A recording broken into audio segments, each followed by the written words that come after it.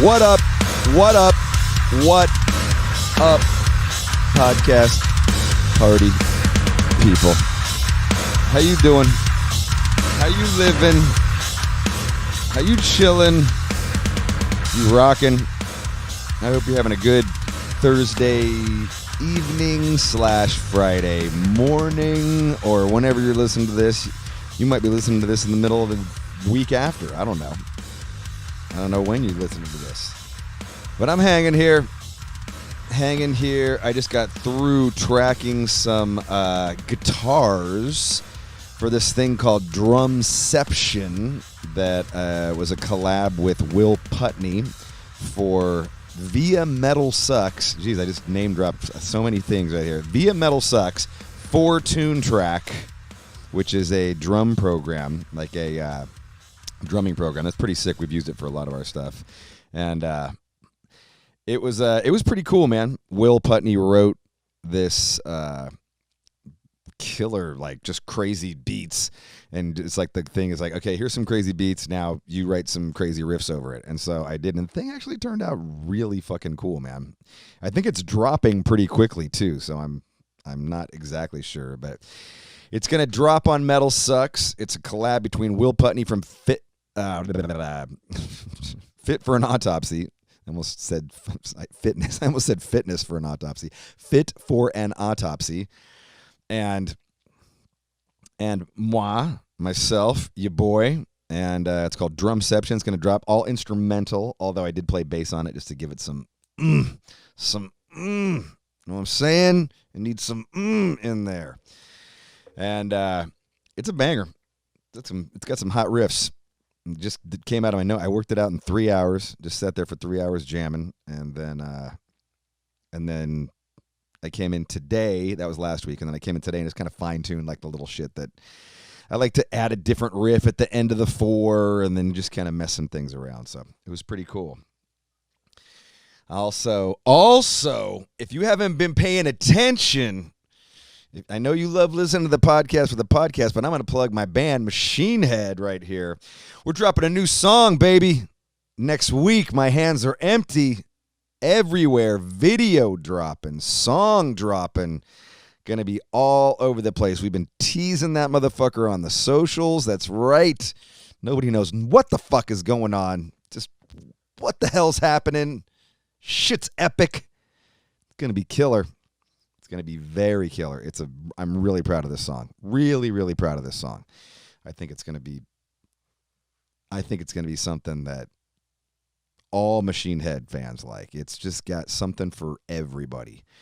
Got a lot of it kind of Through the Ashes, Bloodstone vibe to me, and even different than that, but definitely in that kind of somewhere in there. Through the Ashes just turned 17 years old yesterday.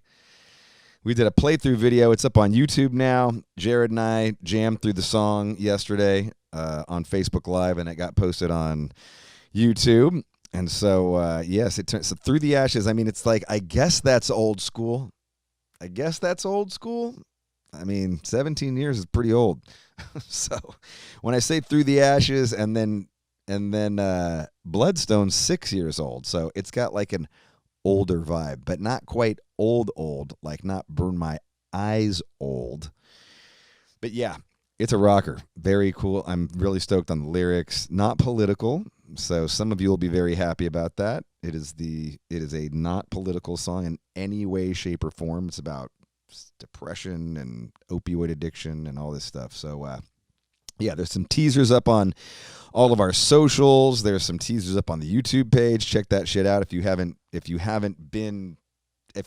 seen it. The epicness, man. The epicness. And it's good tease, too. It's going to leave you wanting so much more. You're going to be like, motherfucker. I'm going to be like, that's right, bitch. I'm the foreplay master. Drag that shit out. Drag it out. Got another teaser dropping on Friday. You're going to be like, fuck. I need to hear more, man. So, yeah.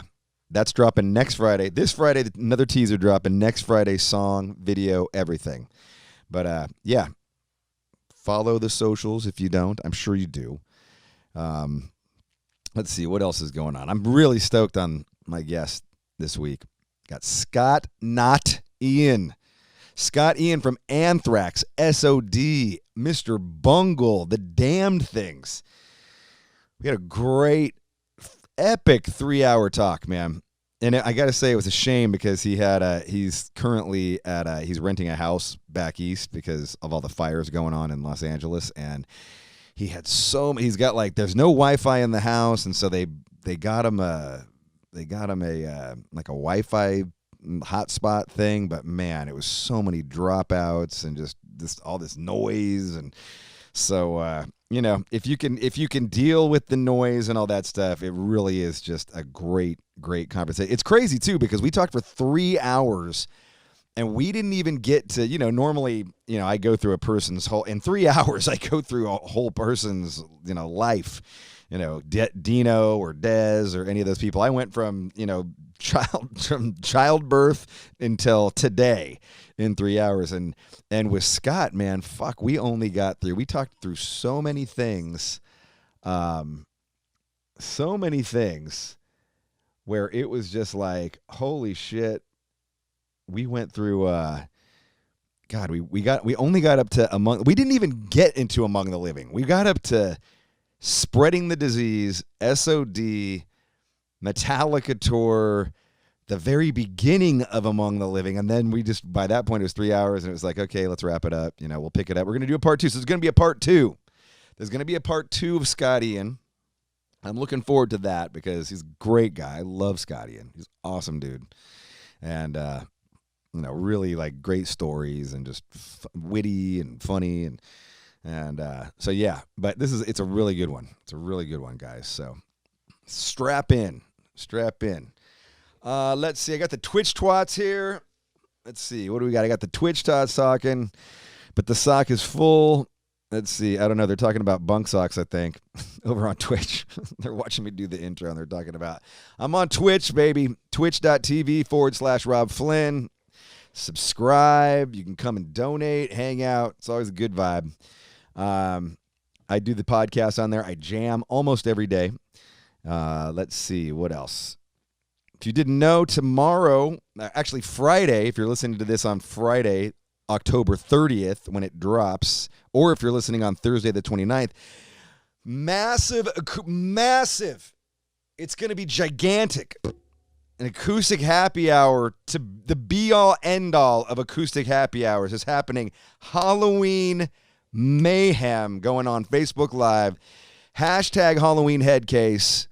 I want to see your outfits. Everybody's required to dress up. We're going to get drunk. We're going to hang. J-Mac's going to be there with me. We're going to be in costume, baby. I don't care if you're from fucking Europe. It's a pandemic. Get buttered up in your costume. Take some pictures. I want to see people, copulating and all kinds of stuff. Whatever you're doing, drunk, hammered, smacking each other's asses, grabbing each other's genitalia, drinks galore. Use the hashtag Halloween Headcase. I want to see that shit. It's going to get reposted, but it's going to be a fun one. I'm going to dress up. Jared's going to dress up. That's the spirit here in America. We go crazy on the dress up for Halloween. Anyway, Halloween is actually Saturday, October 31st, but it's going to be the be-all, end-all Headcase Halloween Bash acoustic happy hour Friday, 3 p.m. California time. Yes. This podcast is brought to you on the Gas Digital Network. Head over to gasdigitalnetwork.com and enter the code NFR. You can get 10% off your subscription and the first 14 days for free. Again, head over to gasdigitalnetwork.com, enter code NFR, and subscribe. Become a sub, bro. Also, this is brought to you by the finest heavy metal label in the entire fucking universe, goddammit. Nuclear Blast. They have bands like, you heard, Machine Head. They got Nightwish. They've got Madball. They've got Hatebreed. They've got overseas. They've got Lamb of God. They've got Behemoth. They've got a lot of bands, man. But I tell you what, they have been champions of Machine Head. They have completely backed everything we've done for several years now, and we love them. If you are a big fan of physical product, they've got some awesome physical product, like deluxe, super premium shit. Head over to nuclearblast.com and nuclearblast.de, I believe is the German one, but they've got a sick warehouse full of shit. Check it out. Killer stuff. They have 2 new records dropping October 30th. Actually, that's coming up right here. They've got a Carcass EP dropping called Despicable. New Carcass EP dropping. And then they've got a new Kill or Be Killed record called Reluctant Hero dropping mid-November. Yes. New drops. Carcass, Kill or Be Killed, all from Nuclear Blast. Again, Despicable is the Carcass EP, and Reluctant Hero is the Kill or Be Killed album. They got videos out for the new Kill or Be Killed. It's pretty sick, actually. Fuck, man. I tell you what, Greg Buticiano, I'm not sure if I'm saying that right. The singer, his voice is sick. God damn. It's so butter. His voice is butter. It's fucking clean singing. It's amazing. Anyway, let's get into this thing here. Let's get into this right now. I'm going to play you, if you're not familiar with Scott Ian, what the fuck, man? What in the fucking fuck? I'm going to play you, I'm going to go back old school. I'm going back to the first Anthrax song I ever heard back in the day off of the Fistful of Metal record. Metal. I said it like an English bloke. Metal. Right here. This is Death Rider right here. Whoa.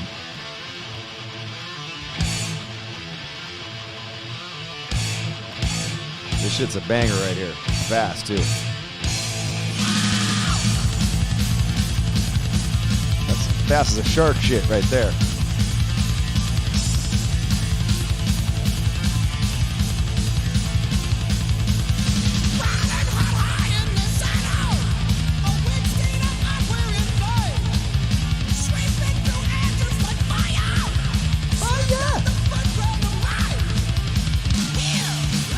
This is 1984. Some good thrash right there. This is Gung Ho. Gung Ho. This shit's fast as fuck too.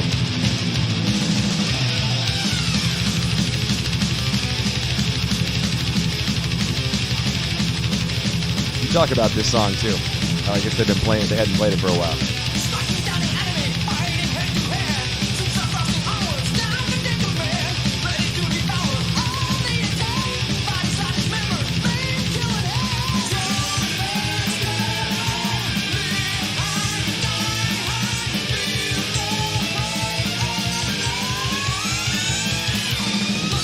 That's high.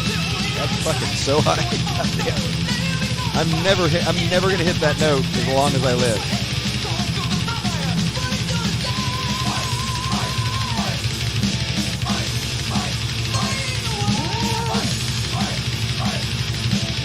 There we go. Here's the chorus. Check this out.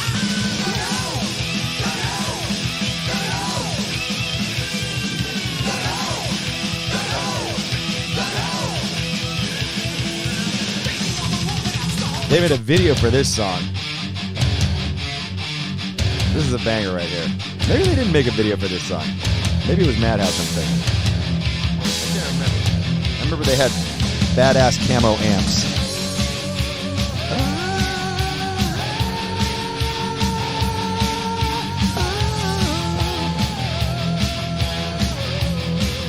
Yeah. I love this song. This song's killer live, too.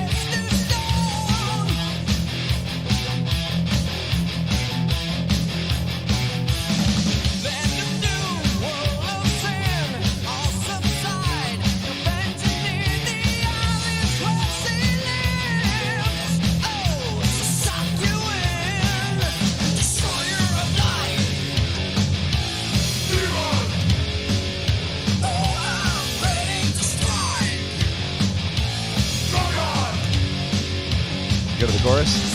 No, they don't go to the chorus. Let's go to the chorus.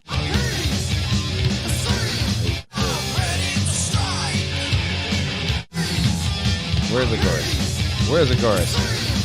Here it comes here.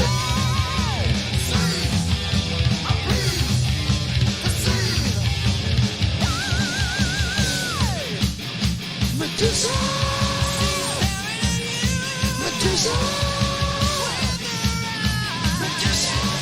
a good song, man. It's a good hook.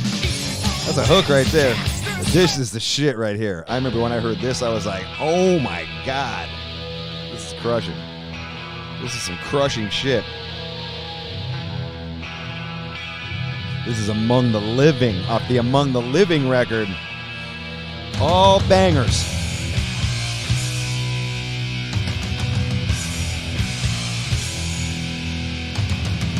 I love the guitar tone when it kicks in. I gotta ask Scott if this is on the open or on the first fret. Not this part. Let me turn this up. I gotta turn this up. You need to hear this louder, man.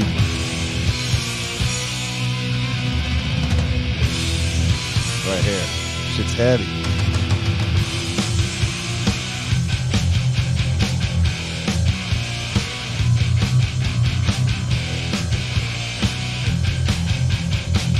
That's a chunk city right there.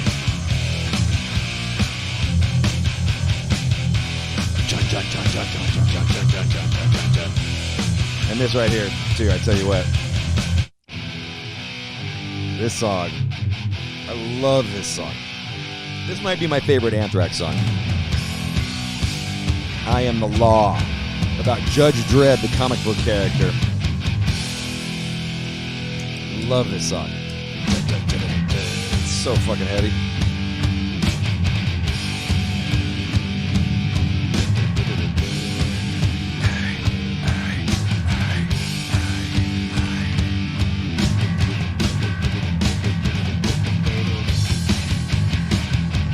Got that fucking hardcore beat.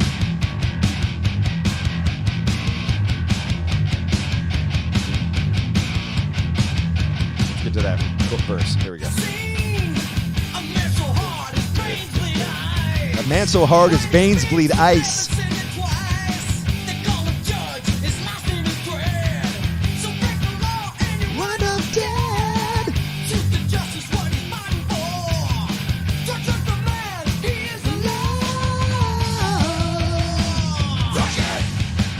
I don't know. I always say crush it. I don't know what it says. It's some other word.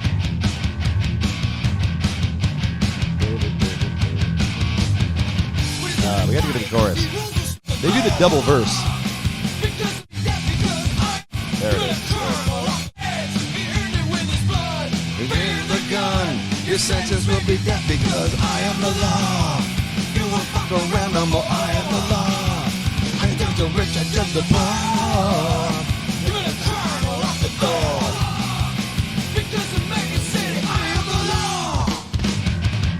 Here's Indians. Charlie Benante's killing it on this record too. He's killing it. Killing it.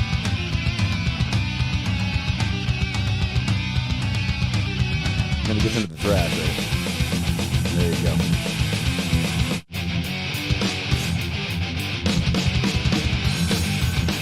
There you go. Let's get into the vocals.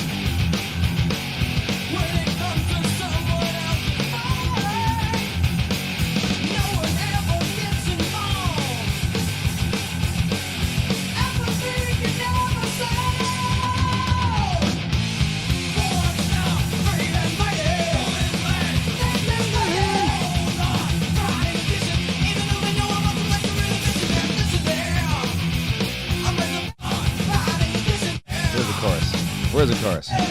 There it is.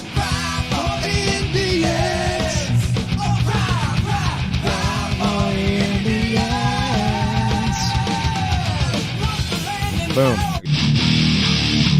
Oh yeah. Oh yeah. Talk about some S.O.D. in this fucking ridiculous guitar tone.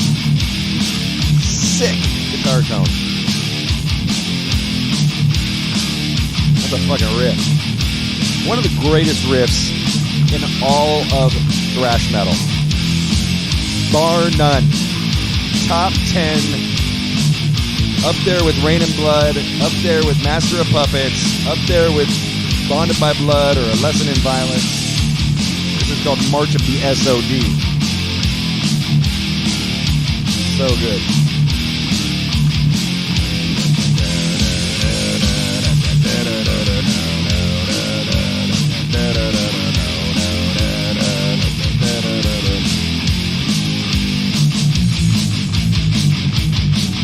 Heavy, bro. Heavy. Now here's one of my favorite songs. This is Kill Yourself. All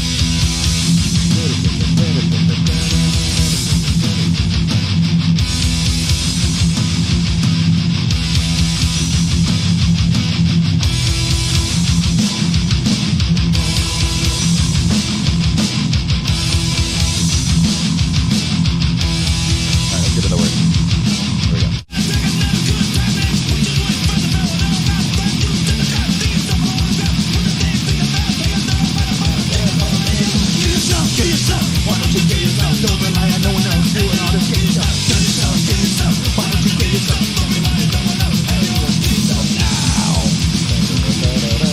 But then this is the banger right here. This might be their hit. This might be the hit of the record right here. United Forces, baby.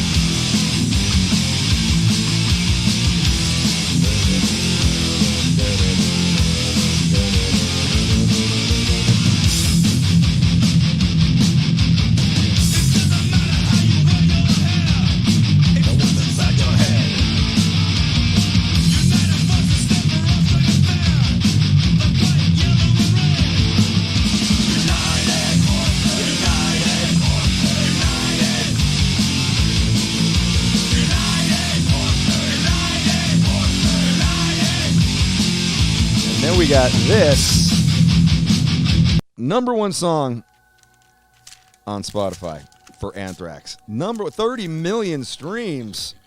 It's time for your medication, Mr. Brown.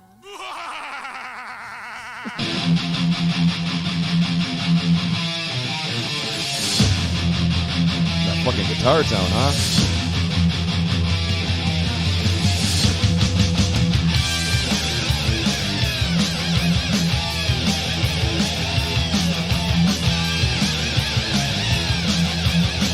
Yeah, check this shit out.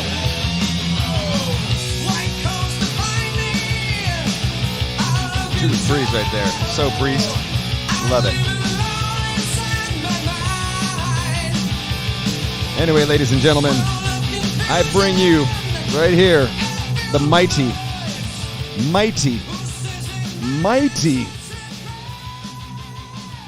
Scott Ian. Scott, not Ian.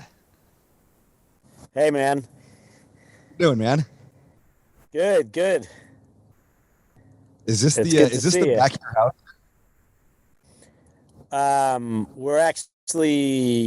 We've been in upstate New York since early August. We decided to sit out fire season this year. We've been living where we've been living in LA for 10 years now, literally up in the woods, and in the last 5 years, we've been evacuated, I think, 5 times. So, and I've missed a couple of them because I was on tour. So, in a weird way, it's even more stressful because, you get the call that they're jumping in the car and my wife and son have got to just run with the clothes on their backs. It's, and you're sitting in a dressing room in Germany somewhere. The anxiety that it all brings is a little too much, as you know.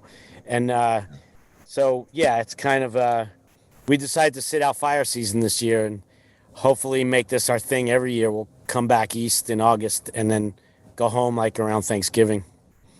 Yeah. I mean, that's a pretty good plan. It's nice back there. And, it's still warm. Maybe we started coming, we started coming out here 6 years ago because there's a thing here called the Rock Academy, and they had me come out and do a metal camp and had 25 kids, and they broke them up into bands and for a week, and you just kind of put them through the whole thing of becoming a band and writing songs. And at the end of the week, each group had 2 originals, and so I started doing that, and I fell in love with teaching kids. And so I've been doing that at least once, sometimes twice a year, some summer, and then sometimes like over Christmas holidays. So we got tons of friends up here, and my wife is actually from Kingston, New York, which is right down the road. So it kind of feels like home when we come here. That's awesome. That's awesome, man. Yeah. Yeah, that's a good area to hang. Good to get out. My bass player is going through that right now. Jared's been evacuated 3 times now in the last month, man. It sucks. Yeah, people don't get it. Like evacuated right now. Like he was supposed to come. Fuck again. Wow. People don't get it. Like we literally live with, once August rolls around, we pack a couple of bags of clothes, our go bags. We've got this little file cabinet thing with whatever important paperwork we need. And then if you got to go, you got to go. You just throw that crap in the car and you leave. And every August, I get all the guitars out of the house. I send them to the gear locker that the band has in LA. I get my whole book collection out of the house. It's like I got to move in and move out every year. It's really crazy. Yeah. I don't remember it. I mean, you've lived out here in California. I mean, you're not there now, but you've lived in California now for 20 years or so? 30 years. Yeah, 30. 30. I mean, I don't remember it being, I've lived here my whole life. I don't remember, there's been fire seasons and sure, September, October, but I want to say like the last 5 or 6 years, it's just been fucking crazy. Yeah. Way, way worse. Because we've been in our house 10 years now, and those first 4 or 5 years, I never even thought about it. And then all of a sudden, when you're getting evacuated, you're like, wait, this happens? Like, what? Like, yeah. And it's been every year now. Yeah.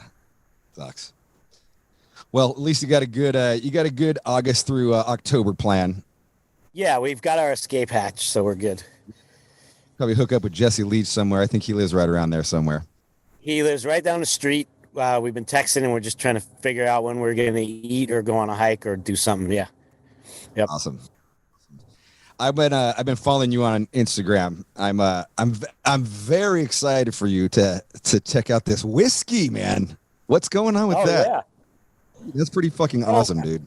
I mean, you know how it is. You get being in a band, and you've been in a band long enough, and you get offered to do weird shit outside of your normal. Although, I mean, doing the booze stuff, the last 10 years, it's kind of become normal with bands looking for income streams, different ways to make back, to pay back your merch advance. So, you're going to take that money to pay back your merch advance. Yeah, especially now. It's like, hey, time for a new merch deal, and then COVID hits, and nobody can go on tour.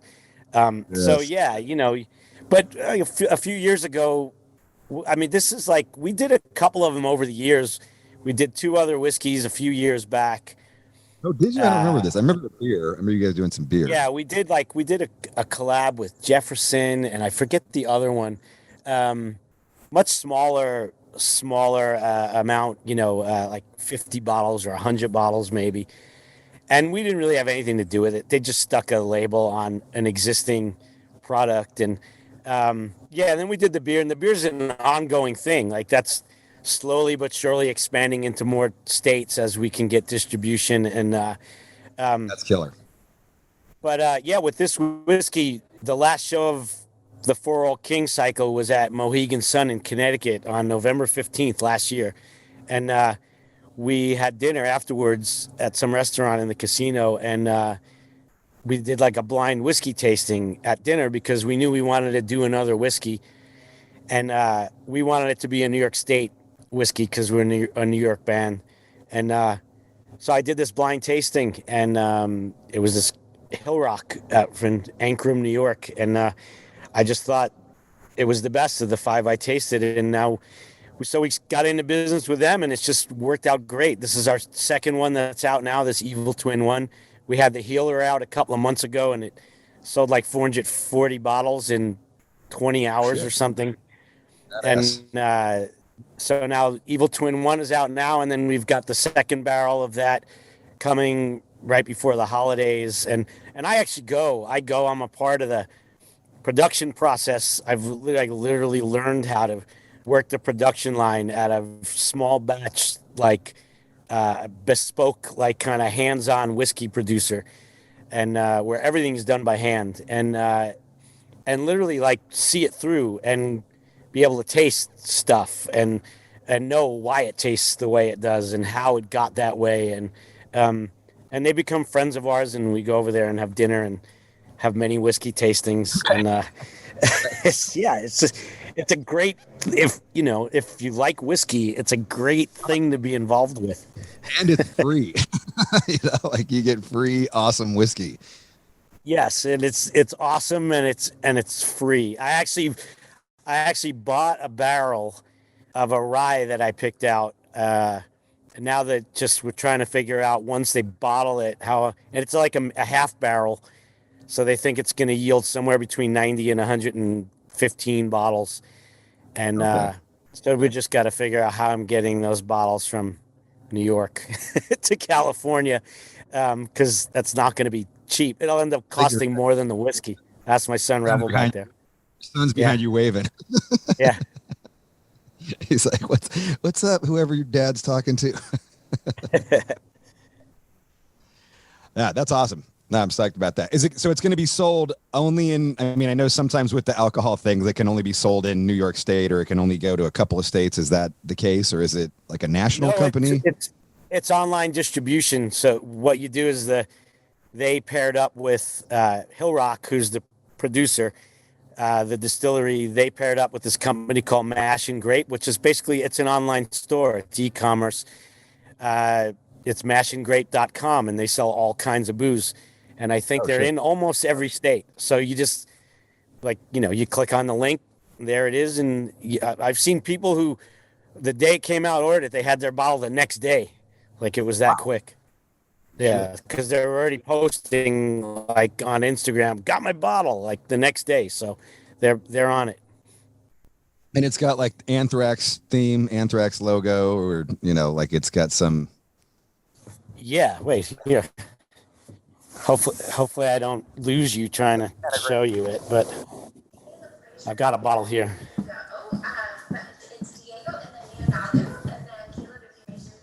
Can you still see me? That's there's the front, and then it's got... Oh, shit, okay. That's killer. That's awesome. And then everything else, the side label, and yeah, they're a great company, and yeah, it's pretty much, yeah, I like whiskey a lot, and I would put the Hill Rock stuff up against not even just our one, but any of their rye or their bourbon, their single malt. I'd put it up against anything out there on the market. Yeah, because I didn't want to put it. What? You're into the rye a lot, right? Am I correct? Into the rye? The rye, yeah. You're into the rye. Yeah. Rye's my favorite. Yeah. And their rye is fabulous. The first one we did with them was the bourbon, and now we're doing two different ryes, two different barrels. Cool. And then maybe I'll do a private label on the barrel that I bought, and I'll just give it out as present or something. Nice. You've been, I mean, I gotta say, you've been keeping busy in the pandemic. Been cool. It's been cool to see. You know, you've been doing a lot of you and Charlie did the collabs and the SOD stuff, and now you're doing, I mean, I guess the Bungle stuff started before the pandemic hit. Yeah. It seems like that's kind of coming to fruition now, right? Yeah. I mean, who knew we were going to come in right under the wire with that? Because we started rehearsal. I had Trevor and Trey come to my house for 2 or 3 days first, just to do guitar and bass rehearsal, to make sure the three of us were all on the same page. Because, I mean, I started learning this stuff even 5 months before that, because it's very riff intensive and it's all super fast, and the arrangements are, on another planet, as you'd expect. Even when they were 16 years old and only writing thrash metal riffs, it's like Frank Zappa arrangements. Like, and their songs are 7 minutes. In the song "Sudden Death," I do 93 different things. Holy 90, shit! 93 different things in that song. I had to learn it. I learned it 2 minutes at a time, and then I put it all together. So That's like we did like 3 days. like 93 Yeah. changes. We I think did the most we got did on 3 was days 35. yeah. We did 3 days with just us, and then we had full band rehearsal for a week. Then we did the shows, and then from that second Warfield show, we flew to LA and went right in the studio and made the record. So the record was done, recorded anyway, by the end of February, and then right after that, everything shut down. So we literally got in under the wire. Yeah.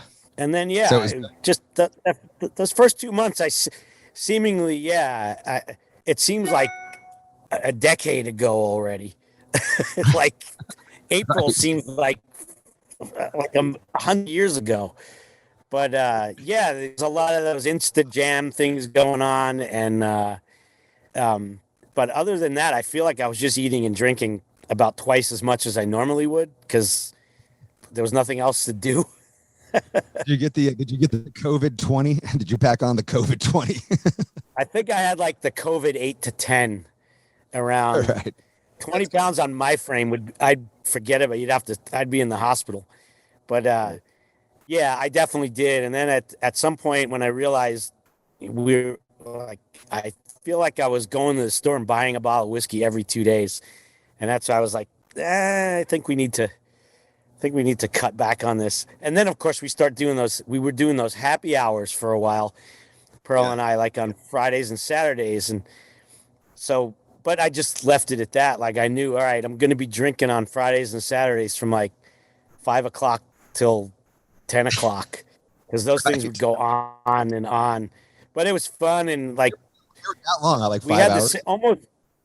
Yeah, we would just because it would be 20 people hanging out with us, and all kinds of guests would zoom in with us and hang out and talk shit, and it was be like sitting in a bar on Zoom with a bunch of people just talking bullshit for 5 hours and making drinks and doing like a party. Yeah, we would do like the VIP where those tickets were a little bit more expensive, and we were donating the money to a different charity every week, and just trying to do something at the time. A lot of the charities at the time we were donating to were all charities related to civil rights and Black Lives Matter and stuff like that every week.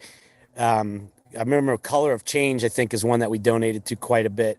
And the LA Food Bank we donated to quite a bit because especially at the beginning of this, it seemed crazy, that food banks were running out of food and all this. And so we were just trying to do something to help in some way. And then we kind of stopped doing those right before summer, right at basically when summer hit, because figured, people are going to be busy doing whatever they're doing for summertime. And I think we may bring the happy hours back now that it's coming into fall and it's getting cold out. So people might want to just hang out and have a drink. Yeah, right on. And you guys would play like cover songs, or what would you guys do? Like, no, just talking just talking. Oh, I thought you guys were playing music for some reason. Yeah, no, just hanging out, and like we'd have like it's who did I'm trying to think of some, like one night we had the That's Metal show guys, like we had Eddie, Jim, and Don on with us, and they just hang out for 3 hours and talk crap. Like we just always have, like Brian Posehn was on a bunch of times with us hanging out, and Dean Del Rey, and like it's just all kinds of people, just come hang out. And it's always good to have stand-ups on because they could talk. Right. So yeah. So it take a lot of the pressure off of. You can just lean back and just sip on some whiskey and laugh. Yeah, they take a lot of the pressure off of keeping the conversation going the whole time because Dean, Brian, guys like that, they'll just go for 2 hours and just be like, yeah, this is fun. Awesome. For some reason I thought that you guys might be doing, like, I thought she was singing at one point. Maybe I read it wrong or No, something. I don't think we ever. I think we couldn't really figure out, other than me sitting there with a guitar and her singing, which I guess would sound okay over Zoom, but we hadn't really figured out how to do that yet. Now I know there's this thing called audio movers that I was just using at the session I was on, and that seemed to work really good. Like as far as being able to do stuff, and there's no latency, there was no lag, Oh, everything was cool. super real time. It worked really well. Yeah. Yeah. Yeah. Maybe that's a way to mix it up or something.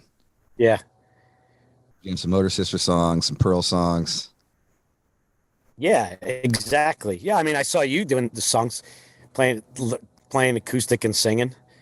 Yeah, I'm just doing it over Facebook Live. I got a little microphone that Yeah, plugs into my phone.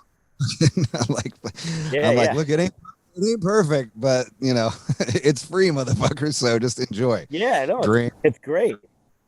It is. It's fun. It's I mean, awesome. I gotta say, I like the aspect of the Facebook Live just because you get that like interaction with, whatever, Yeah. 600 people, 1,000 people are watching. You get a lot of people commenting, throwing out Hmm. requests, and I just keeps me on my toes. And I'm like, okay, I'll run through. I haven't played this Machine Head song in 25 years, but sure, I'll bust it out. Like, why not?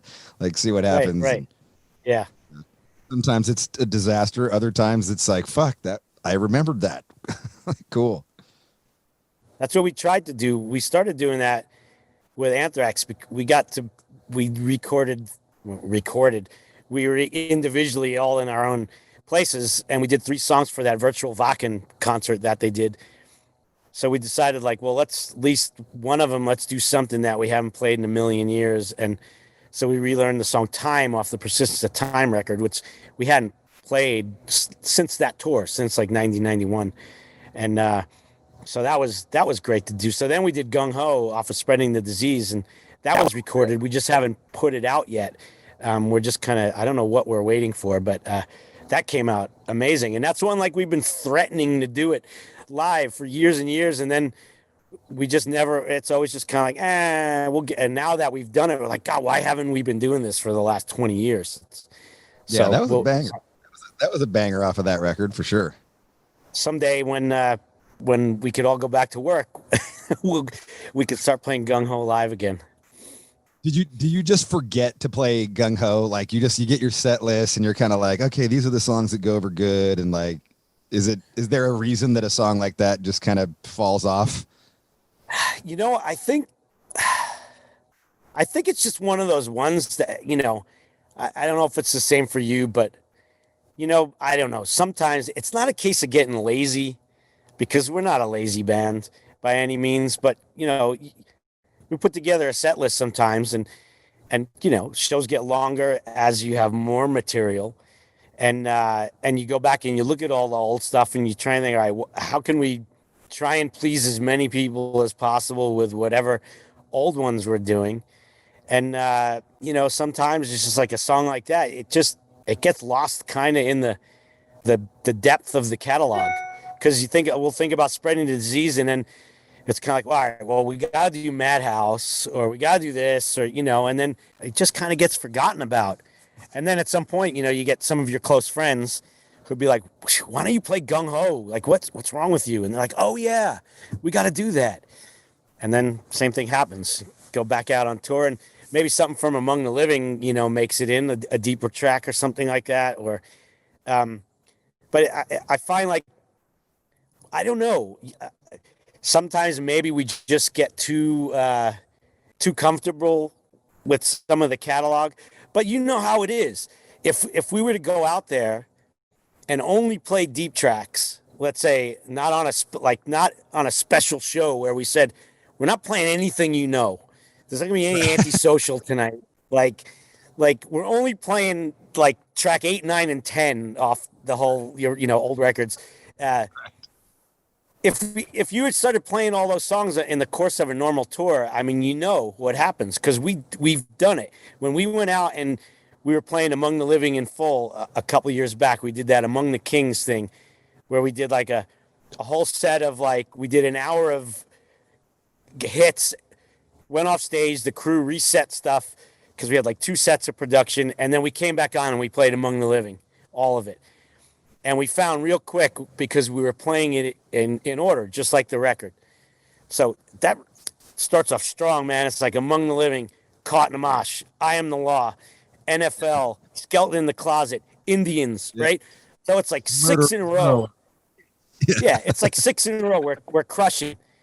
And then it gets to One World, and then it gets to Horror of It All and Imitation of Life. And I mean, every night we would feel the energy of the room just go right off the cliff. Right. Crazy. And then we would come back and like end the night with Antisocial, and that would bring it back. But it's almost like if there was 3,000 people there, 2,800 of them didn't know the last 3 songs of the record. Like, it was so obvious to us. So then what we did was, Charlie said, let's not play it in sequence anymore. Let's arrange it like a set list. We'll play all the Okay. songs, but let's not play it in sequence. And that worked Good so idea. much better. Yeah, because then we didn't have 3 in a row where people were like, huh? You know, like, what's Yeah. this? Yeah, it was always followed by something familiar. Exactly. So I mean, Yeah. you know how it is. Everybody, all the super fans and your friends, they're the ones who like, how come you don't do this? How come you don't do this? You know, they want all the deep tracks, but if you were to like actually do that live, half your audience would be out buying a beer, half the show. Yeah, we've had that a couple of times. We did a surprise. So I remember for the 10-year anniversary of Burn My Eyes, we announced it, made a big deal about it. Okay, at this show we're gonna do this, and so everybody Right. came in primed and like, all right, like I get it, like this is cool, and it was great. And then we did a surprise one time, like where we just decided to play Burn My Eyes top to bottom, and by like track 4, it was just like, what? Yeah. I don't know. What's this? It went on and on. I was like, oh my God, like we got to fill something out, you know. Then we did a bunch of covers at the end. I think we did like Iron Maiden songs or whatever. And it was like, okay, we're back. Like, okay. Right. We've even done it. We've even done shows where, you know, you do that thing where you let the fans pick your lists, and you put up the whole list of songs on the website Metallica and did let that them too. vote. Yeah, and let them vote. And there's all the tracks are up there.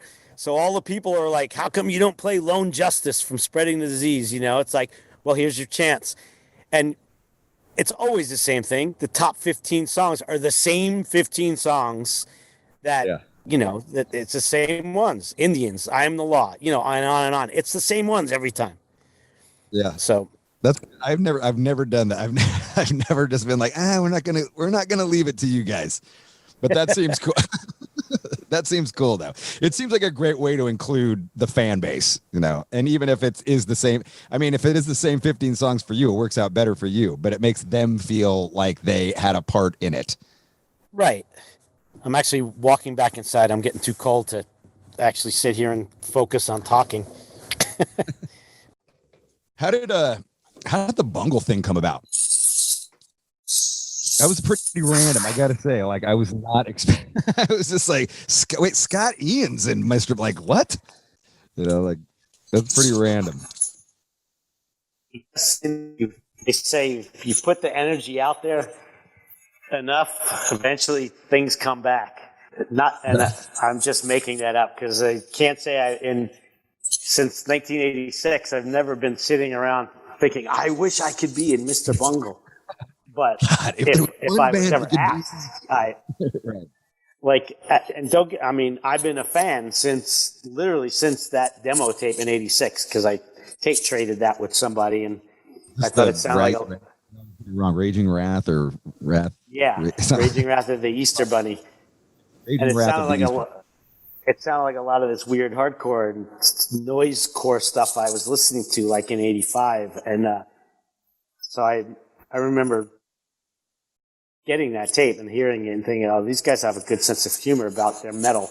And then, of course, you know, a couple of years later, Patton joined Faith No More, and the rest is history. But I remember thinking then, too, like, wait, that's the same guy from that tape who's singing Epic? Right. Like, how does that work?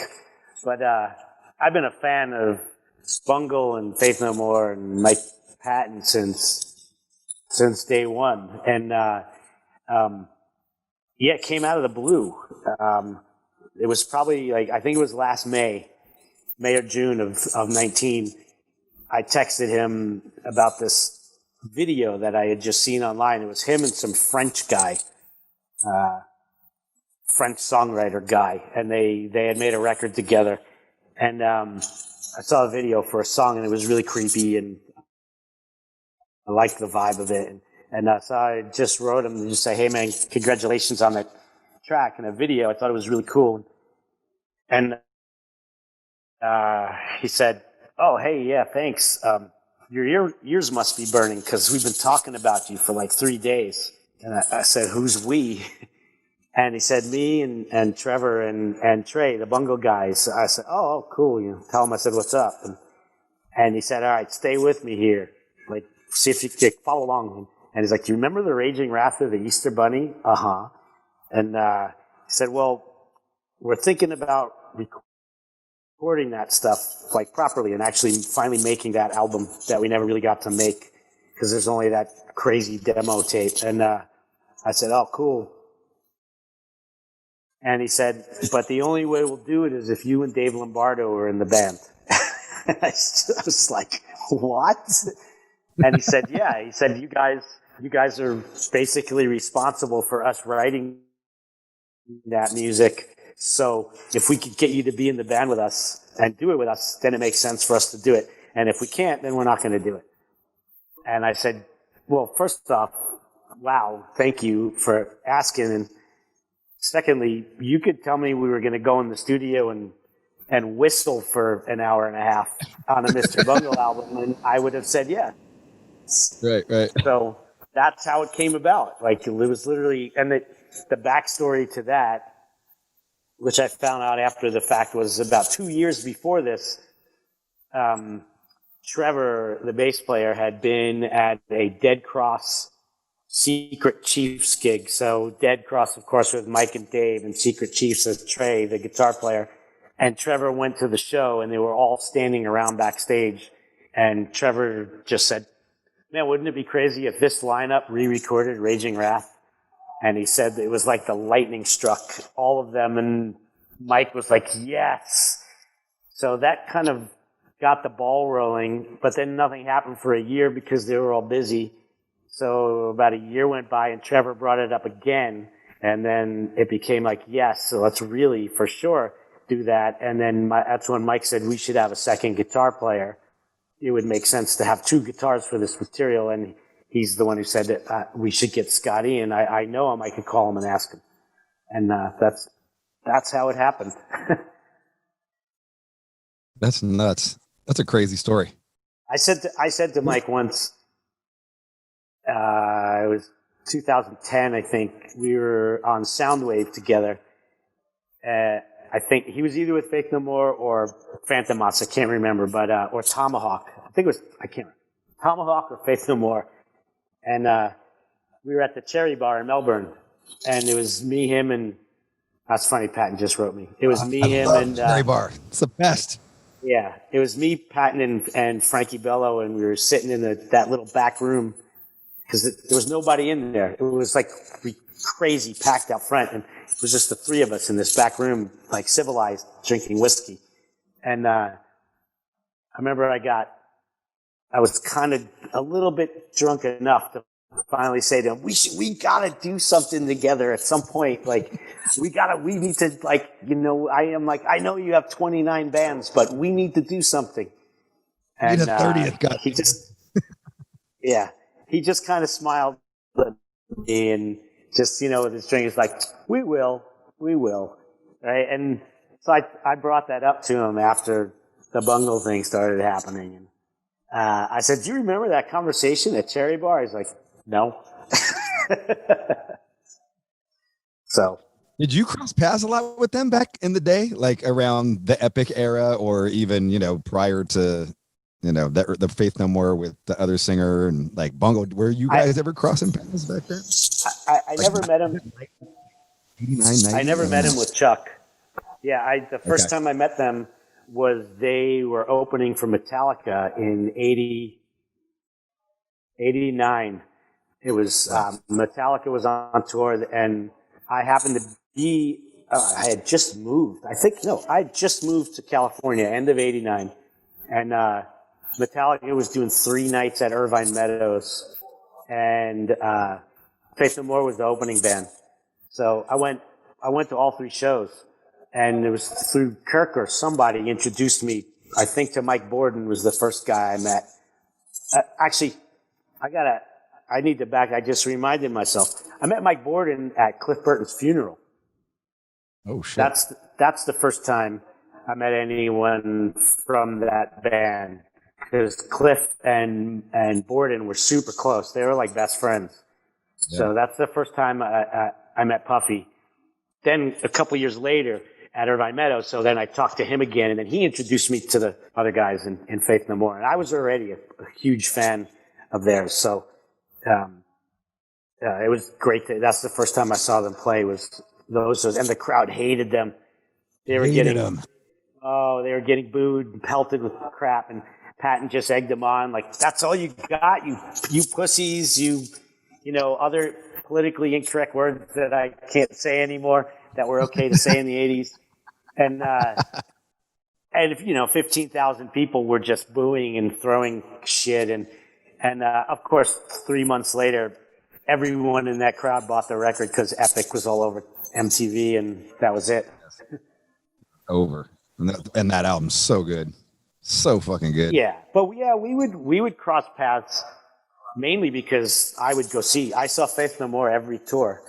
And I would always say hi, and I would always seemingly see Billy Gould around doing stuff, and we would bump into each other a lot. And then of course when Mike started, having so many other bands, I would always go see Patton either in LA or New York if he was playing, with somebody. So seemingly we did cross paths, a good amount of times over the decades. Yeah. That's cool. It's crazy how the world is so small like that. I'm imagining, like, because I've heard that demo, and it's been a while. I was more into the demo that came after, the one with "Squeeze My Macaroni," that one. But OU 818, I think, right? Yes. That was the next demo. That was the one that, That was the one that kind of ran through my whole neighborhood, and just everybody was like, "Oh my god!" But I remember hearing that other one, and I could. There's probably an S.O.D. influence in there. Like, there's probably an Anthrax. I could definitely hear maybe the humorous aspect of S.O.D. being very funny to them, Oh, yeah. Well, and especially, once I really dug into this raging rap stuff, and they're jacking your riffs all. Then I could really understand. Yeah, then I could really understand how. Well, I mean, look, they were straight up about it. They were like, look, we were all listening to the same stuff between 82 and 86. I mean, and for them, it was mostly like Slayer and Possessed, right. S.O.D., Anthrax, Merciful Fate. Like that was the biggest stuff for them. And they were 15 years old when they were writing this stuff. Like, they're a couple of years younger. So, what's amazing to me is how far advanced musically they were, that this is the stuff they were writing at 15, like in 1985. And this, of course, it never came out back then. If this record would have been proper, if they would have signed to Metal Blade or Megaforce or something back in 85 and made this record, they would have been one of the premier thrash bands. Like, they would have been the Tool of thrash. Like that's what it, because the arrangements are so insane. Yeah, they were so advanced musically, and I learned that pretty quickly, even though the riffs were very familiar. But the way they put these songs together and the arrangements were, nobody was doing anything like what they were doing. Of the existing bands at the time, nobody was doing anything like it. Yeah. And that made the albums, it made them make more sense to me. Now, really knowing this material, now that first Bungle record, it's put into a lot more context for me, because I could hear what they were doing when they were just playing metal riffs, let alone genre jumping all over the place in a song. Like, it all kind of makes more sense to me now. They were already doing that when they were 15, even in the little box that was thrash metal. They were doing that. Yeah.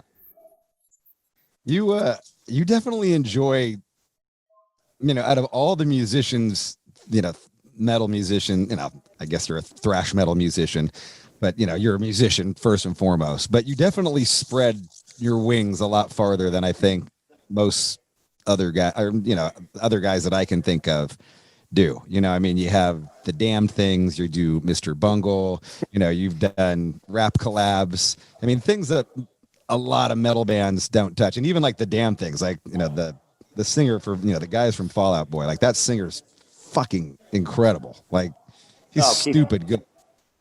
Well, the Damn Thing singer is Keith from Every Time I Die. Oh, is it? Oh, okay. It's the drummer from Fall Out Boy, right? Drummer and guitar player. Yes, gotcha. Okay. Yeah. And the singer is Keith from Every Time. Yeah, and he's fucking sick too. I mean, like, ridiculous. Oh, he's amazing. Like, I fucking love that band. Gutter Phenomenon is fucking incredible. Oh yeah. And and he's just such a, super. He's got like, I don't mean this I mean this in the highest regard. Like that dude can do like almost Michael Jackson type of shit. You know what I mean? Like where it's just fuck, dude, like so good. Yeah. Yeah, Keith's amazing. He's one of my heroes. When Joe, the guitar player, Joe Troman, when we started hanging out, like this is like back in 05 or 06, I can't remember when, but when we just first started even writing songs together, and we just had like kind of like a wish list of like, God, who could we get to sing on this? Who could we get to sing on this? And we were both like, can you imagine if we could get Keith? Because we were friends with Keith, and we both love Every Time I Die. And like, imagine if we could get him. And Joe's like, I'll text him right now. We're like sitting in Joe's car in Chicago in like February. It's like freezing cold and outside of a rehearsal. And he's just texts Keith. And 2 minutes later, Keith wrote back. He's like, yeah, I'm in. Okay, great. Now we have a singer. We don't have any songs yet, but we have a singer. Yeah, that's amazing. That was fun though. I mean, I got to imagine that you have a lot of fun with that stuff. And, I'm curious I've never done anything like that. Like I've never done a whole other style of music band. And like, I'm curious how it is, as an experience for you.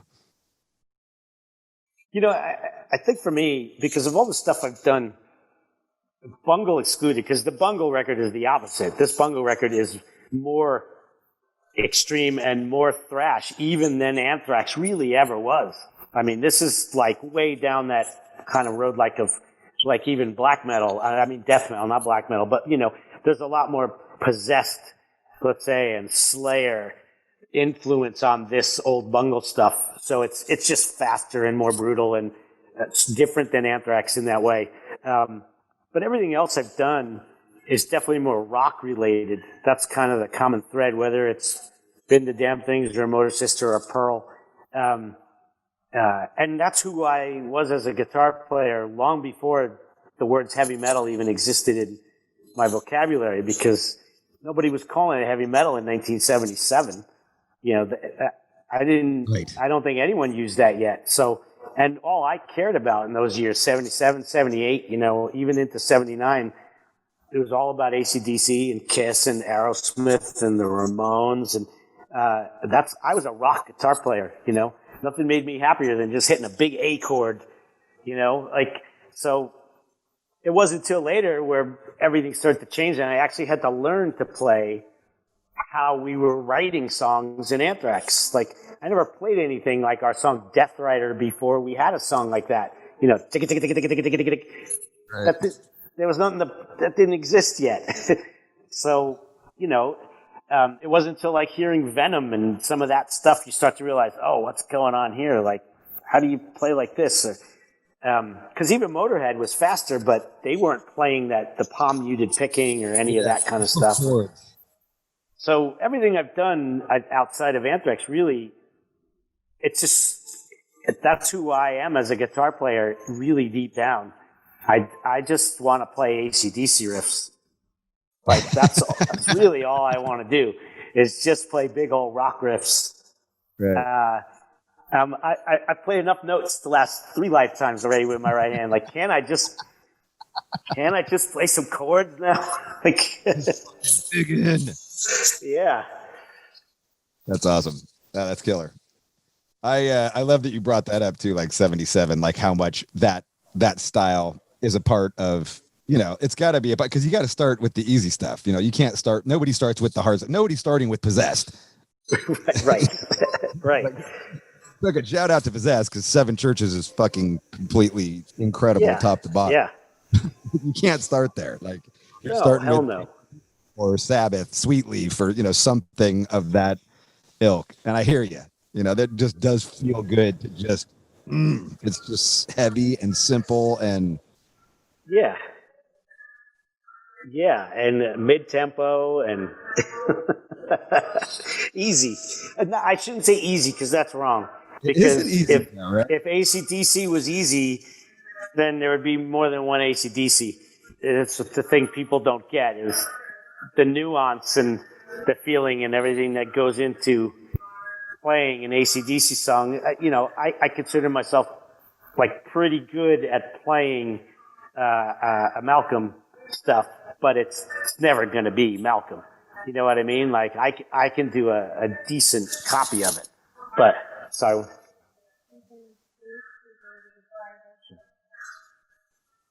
My son's asking me to talk lower because he's in social studies.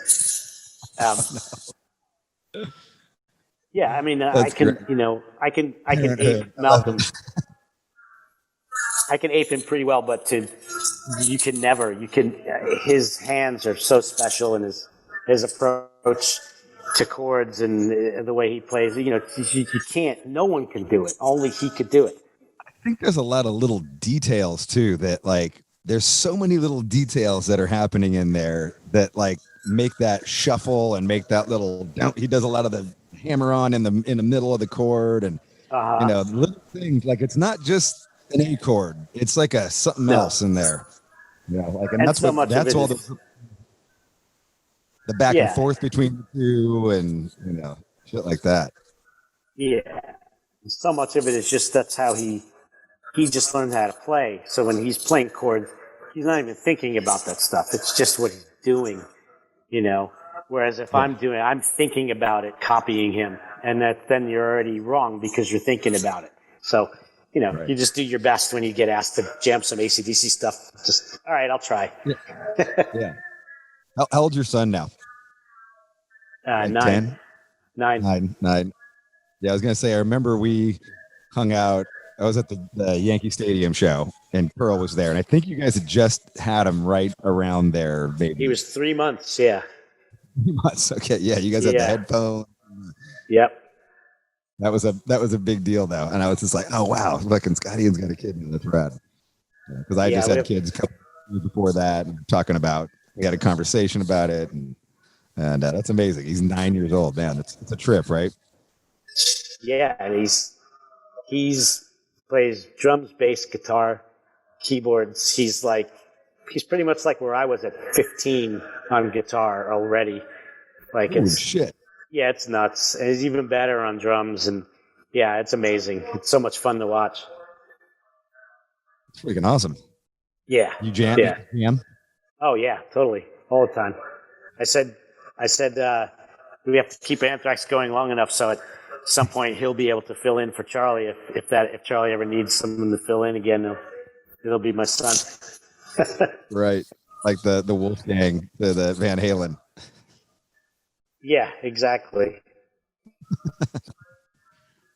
Maybe you guys can all have kids and then just do like a Kiss and just have this next generation of Anthrax. That's all your kids. Carry it on. Three of us do now, so it's possible. I want to go back to like, kind of dig into like you growing up, and I'm always curious, like, part of No Fucking Regrets is everybody has this choice in life, and some people choose like a steady job and kind of a safety net, and other people choose this other way of life that is chaos and as unstable as it can be. And I'm always curious as to why people made those decisions, and I want to go back to like, even just as you were a kid growing up, like did you have a musical family? Was your family like, anybody played music? And no, there was, for some reason, there was an acoustic guitar in the house. I remember like when I was little, 6, 7 years old. But my dad, he didn't play. My mom definitely didn't play. I mean, my dad, What did your parents do? my dad was in the jewelry business, and my mom was a housewife at the time. Oh, okay. And so my dad would get up and go to. We lived in Queens. My dad would get up and go to work in the morning, and then we wouldn't see him again till 6:30, 7 o'clock when he'd get home for dinner. Very normal, middle class, like Queens upbringing. Lived in a 2-family house. One side was us, some other family on the other side, and just super neighborhoody. Friends with tons of friends in the neighborhood, and just like a lot of the movies you see about New York. A lot of my childhood. It was a lot like a lot of New York movies that you see. It was very, very similar. What do you mean? Just the I don't know, the way it looked. I grew up in the New York City of the 1970s, so like Manhattan was like the Manhattan of Taxi Driver when I started going to Manhattan as a kid. Like, it was filthy. It was a filthy, dangerous place, but And it's insane to me to think that, like, when I was 12, is Queens like a suburb at this point? Like, well, what's the vibe in Queens? New York City is the 5 boroughs, Manhattan, Queens, Bronx, Brooklyn, Staten Island, and I lived in the northern end of Queens, so basically almost on the border of Long Island. So it wasn't quite as suburban, but we were out in Bayside. So certainly more suburban than, let's say, if you lived in Jackson Heights, Queens, or some other places. But it was like total Italian, Irish, Jewish, area. Lower middle class. One little enclave of rich area down by the bay there. But I started taking the train into Manhattan when I was like 12. In like 1976. And to think about that just me and my friends, no parental supervision. And I think about that in the context of... I'm not letting my kids go to downtown fucking Pleasant Hill, let alone Manhattan. Yeah, we were running around Times Square in Greenwich Village when I started when I was like 12 years old. And I never once felt like I was in danger, or it was just the city. It was Manhattan. It's the way it was. It wasn't until I got older and I started seeing movies like Taxi Driver and things like that, and I'm thinking, wait, I was running around in the city how the hell was I running around?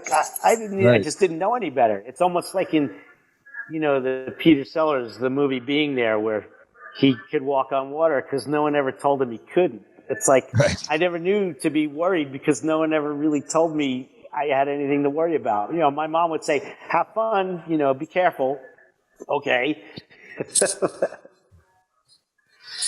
Are you guys listening? Like, your family listens to music though, right? Like, you're listening to like maybe the pop music of the day, or maybe even the rock music of the day. My parents always had pretty good music in the house. I always remember the Woodstock soundtrack album. I remember because I would stare at the pictures. And I remember the Woodstock album, and I knew my dad was really, really into Simon and Garfunkel, and stuff like the Doobie Brothers and Dave Mason, and what else? My mom loved Elvis and Bette Midler. Nice. It was decent music in the house. It's like they weren't listening to Lawrence Welk, you know what I mean? Like, they were actually listening to harder stuff. Yeah, they love Bob Dylan. So there was decent music in the house. Croce or anything, or like anything like that? Yes, loved Jim. My dad loved Jim Croce. And even Elton John. They liked Elton John. And that was kind of, I feel like, the first thing that really, really spoke to me as a kid. Because then I started going out and getting all the 7-inch. Yeah, I started buying like all his singles. And then that was my first concert too, going to see Elton John at like Nassau Coliseum in like 74, something like that. And I just remember being like, oh my God, this is like, it's unbelievable. Like, this is how This it is works, it's you know, like like, Miami over the top Elton John too, right? Like this is humongous oh yeah, sunglass yeah. spark. That's fucking killer. Yeah. It was incredible. Yeah. And, so yeah, you know, they listened to music in the house. They were always playing records. And that's what I think, you know, and I asked for guitar lessons probably right around that same time when I first saw Elton John. It was right around 73 or 4. And it was because I'd seen The Who on television, because I already liked The Who a lot because they were on the Woodstock album. And I really liked that. And then when Tommy, I remember my mom somehow really loved that Tommy record. And then the movie, because she thought Roger Daltrey was cute. But I saw Pete Townsend on TV doing the windmill. And Right. I thought that was the coolest thing I'd ever seen. And that's when I asked my parents for guitar lessons, because I wanted to do that. I need somebody to teach me how to do the windmill. Yeah. Yeah. And you took guitar lessons for a while, like with the acoustic that was laying around the house, and just started taking guitar lessons. Froze. Sorry, you froze right in the middle of that. You started taking guitar lessons with the acoustic that was in the house. Yeah. For like 6 months. 6 months on the acoustic, and my teacher, I still remember his name. It was a guy named Russell Alexander. And he seemed like he was probably like 19 or 20. Who knows? You know, he was obviously much older than me. And he was super cool. He had like long hair, and he had a Strat, and it was like just like so cool to me at the time. And I always had that stupid, cheap, crappy acoustic, and I wanted an electric guitar so bad. And I constantly asking for one. And my parents would just say, no, you got to stick with it. You really got to prove that you're going to stick with this, you know. And I'm like, all right, I'll show you. What's the first song you asked him to show you? I remember one of the reasons why I stopped taking lessons is because, like, I wanted to learn, like, Zeppelin riffs and stuff like that. And he was kind of more all about, at the time, giving me like homework, like, you got to learn how to read this music, and I want you to write all this music out. And, you know, he was getting into theory and stuff. And I'm just like, I just want to play Whole Lotta Love. Like, come on, dude. Like, and he's like, no, you don't want to, you know, you got to learn how to, and I'm just like, ah. So I was getting frustrated with that, but I had to stay with the lessons, because if I quit the lessons, I would never get an electric. So I stayed with the lessons, and I would do my homework. And after 6 months, he told my parents, Scott's really, you know, he's really serious about this. It would really help his playing if he got an electric guitar. And my dad took me out, and we found a 1972 Telecaster Deluxe. So it had humbuckers, and it had the Strat headstock. It didn't have the skinny Tele headstock, which I didn't like at the time. And it was, you know, used, and I loved it. I was like, yes. And I had a little Fender Deluxe reverb with an old Electro Harmonix fuzz box. And man, I was so happy. And as soon as I got that, like 2 weeks later, I said, I'm done with lessons. That's it. I got what I wanted. But, you know, of course, my parents thought, well, now it's just going to collect dust in the corner. But no, it was the opposite. I was playing twice as much, because I would just sit and listen to records all day and slow the records down and learn how to play the chords. And so I got even more into it once I didn't have that guy telling me what to do anymore. Right. Yeah. I mean, I hear you on that. Like, I took lessons for, I think, 4 weeks, and I was like, this sucks. Like, this is not, like, I just want, show me how to play Whiplash. Show me how to play Sweet Leaf. Like, I don't need to learn a G chord. Like, yeah. I'm never gonna need a G chord. Right. Yeah. Like, I mean, in retrospect, I wish I could sight read You know what I mean? Like, I wish there was a part of me that could have stayed with that and dealt with it. And I wish, like Trevor and Trey from Mr. Bungle, those guys, you could put any sheet music down in front, they could sight read the shit out of it. Like, they could write that shit. Like, it's Fucking amazing to me. Yeah, it is amazing. It's amazing. I mean, like you said, sometimes we've had like, a quartet come in and play on some of our songs, and like it's weird to me because I'll go, hey, these are the notes, and just kind of play along to this, and they got to look at the other guy and they're like, what? Oh, I'll write it down for you. Don't worry. Like they can't, unless they write it down or reading it, they can't even hear what it is. I'm like, that's crazy to me. Yeah. But the way our brains process music is. Yep. So you start getting in. So somewhere along the way, you must discover metal. Like, what's the band that comes along and is that like, holy fuck? Like, well, for me, it was Kiss. Yeah, I mean, I was already a Zeppelin fan, and stuff that I would hear on the radio. But then when I heard Kiss in '75. I heard Rock and Roll All Night on the radio for the first time, and that was like they might as well have mainlined heroin into my frontal lobe of my brain. Like, that's it. I was done. I was hooked for the next 3.5 years. Like, just Kiss was truly my gateway into everything else, because they were the first band that, I mean, I was like obsessed, fanatical over, and my parents didn't want anything to do with it, like nothing. And it really was. Yeah, room covered in Kiss posters. I had to have everything. The second I had to have every magazine that even had a picture of them. I was obsessed with Kiss, like from basically right around the time Kiss Alive came out, all the way through Kiss Alive 2, and then the solo albums. I mean, that window of time, and I got into so much other stuff in that time, but it was all because Kiss just opened that door for me, and then it was like the floodgates opened, like after that. I'm trying to think, because like I talk to a lot of people from the East Coast, and I get it. Like it's, like here's this rock band from New York finally, like it seemed like, at least to, over on the West Coast, it seemed like New York music was at the time primarily like disco and, some other stuff. And maybe not, there wasn't like a fucking rock band, that I can remember, at that time. Was that like a big part of it? Like, here's this band from my area, or did it like even connect there, or did they just seem like they were from outer space? That's the thing. At first you didn't know where they were from. You didn't know they were, they didn't let any of that stuff out. If you were obsessed, if you were obsessed with them early, or I could be totally wrong about that, but I seem to remember, they didn't talk about the fact that they were from Queens and the Bronx. Like, they kept that mystique thing going for a long time.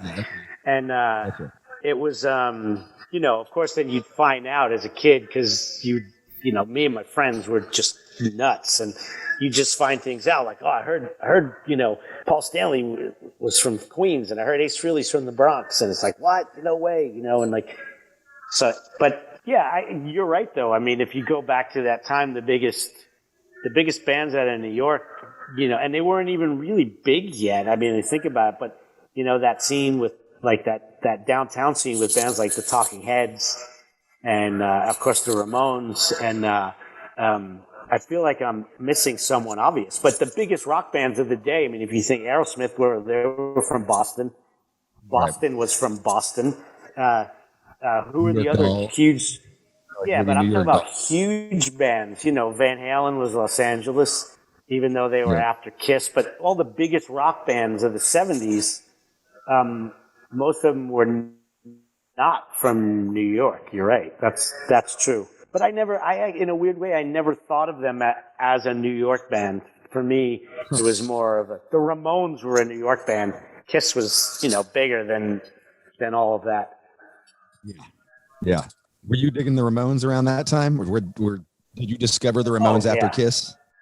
Yeah. No. Well, yes, after Kiss, for sure, because I saw the Ramones again on TV. They were on I remember, I think the first time I saw them, they were on the Sha Na Na. Do you remember that band? They were like a 50s Totally. covers group that they actually played Woodstock. Yeah. They had their own TV show for years, like in the 70s. And, Yeah. Watching that. and the Ramones were on it one time. And I remember just watching the Ramones go, oh my God, that was amazing. And then I found out, oh, they're from New York City. They're playing Queens College. Like I saw them at Queens College, not far from where I lived in like 77 or 78, something like that. So yeah, I love the Ramones from early on. When do you start? Are you learning Kiss songs at this point? Learning Ramones songs? Learning Aerosmith songs? Yes, AC/DC songs. Yeah, all of it. I would just sit in my little room. Are you jamming with anybody? Not yet. Not yet. No, it was a lot of time just in my room with my turntable and listening, just putting the needle back, and listening to songs and trying to learn them as best I could. And I can remember, because people always ask, well, why did you become a rhythm guitar player? And I think I could literally pinpoint it was mainly AC/DC. That's who I would learn their songs. For whatever reason it was, I would learn a lot of Ramones songs. No solos with the Ramones. But with AC/DC, I would learn the song, I would learn the chords, and then I would try and start learning the solo. And I would sit there for hours, and I would have like 7 notes of just be like, I could have learned all of side 2 already, all the chords. So in the time it's taken me to learn 7 notes at the beginning of this solo, and I just got frustrated and honestly just lost my patience with. And I was like, I can't be bothered. Someone else to play the lead. I'm like, Malcolm plays the chords, Angus plays the lead, so I'll just find someone else to play the leads, and I'll just play the chords. And that's basically how it. Because with Kiss, I never really thought of it that way. There was Ace playing the solos, and in a weird way, I never thought of Paul as playing guitar. It was always just more like he's singing, Singer. Yeah, whereas AC/DC had a proper guy just playing rhythm guitar, and that's kind of where I based it. Yeah. Are you supposed to be in class? He's like, how about I just hang out on this podcast? When does so you and Danny Lilker are you start the first band, don't you? Don't you, like, that's the first kind of nucleus of people you start jamming with? Is that correct? Well, before Danny, I had a band in high school. It was called 4X, like 4-X. There was a condom, Yes. FOUREX, and we just took the E out. You ever put on a 4X condom? Yeah, back then. And Is your I had cock a big band in enough high to school. fit? Is your cock big enough to fit in the 4X condom? Yeah. And we played, but we just basically played covers. Like, we played our talent show in high school and things like that. Actually, that might have even, no, it started in high school. Is that your first performances? One of them, yeah, early on. I played like the talent show in like 4th grade when it was just me and a guitar, and I sang like "Blowing in the Wind" and "Bad Bad Leroy Brown," and I played Wipeout. Yeah, and I played Wipeout. I love that you played Bad Bad Leroy Brown. That's my first favorite song as a child. Yeah, I'll tell you, Jim Croce was big in our house. So that was my first performance. I was in a white trash neighborhood, and everybody he was singing about in that fucking song was in my neighborhood. So I was just like, it was like looking at the song spoke to me. Like, it's so good. Awesome. You do a guitar. Yeah. You play like 3 songs, like at the high school, at the elementary school. Yeah, that was in like 4th grade, like in the auditorium. Yeah. That's rad. And then, but me and Lilker, we met in high school. We were We were both in different bands, and Was 4X he was 4X play no. shows? Did we? Garage, like just jamming in a garage or Yeah, something. just around the neighborhood and stuff.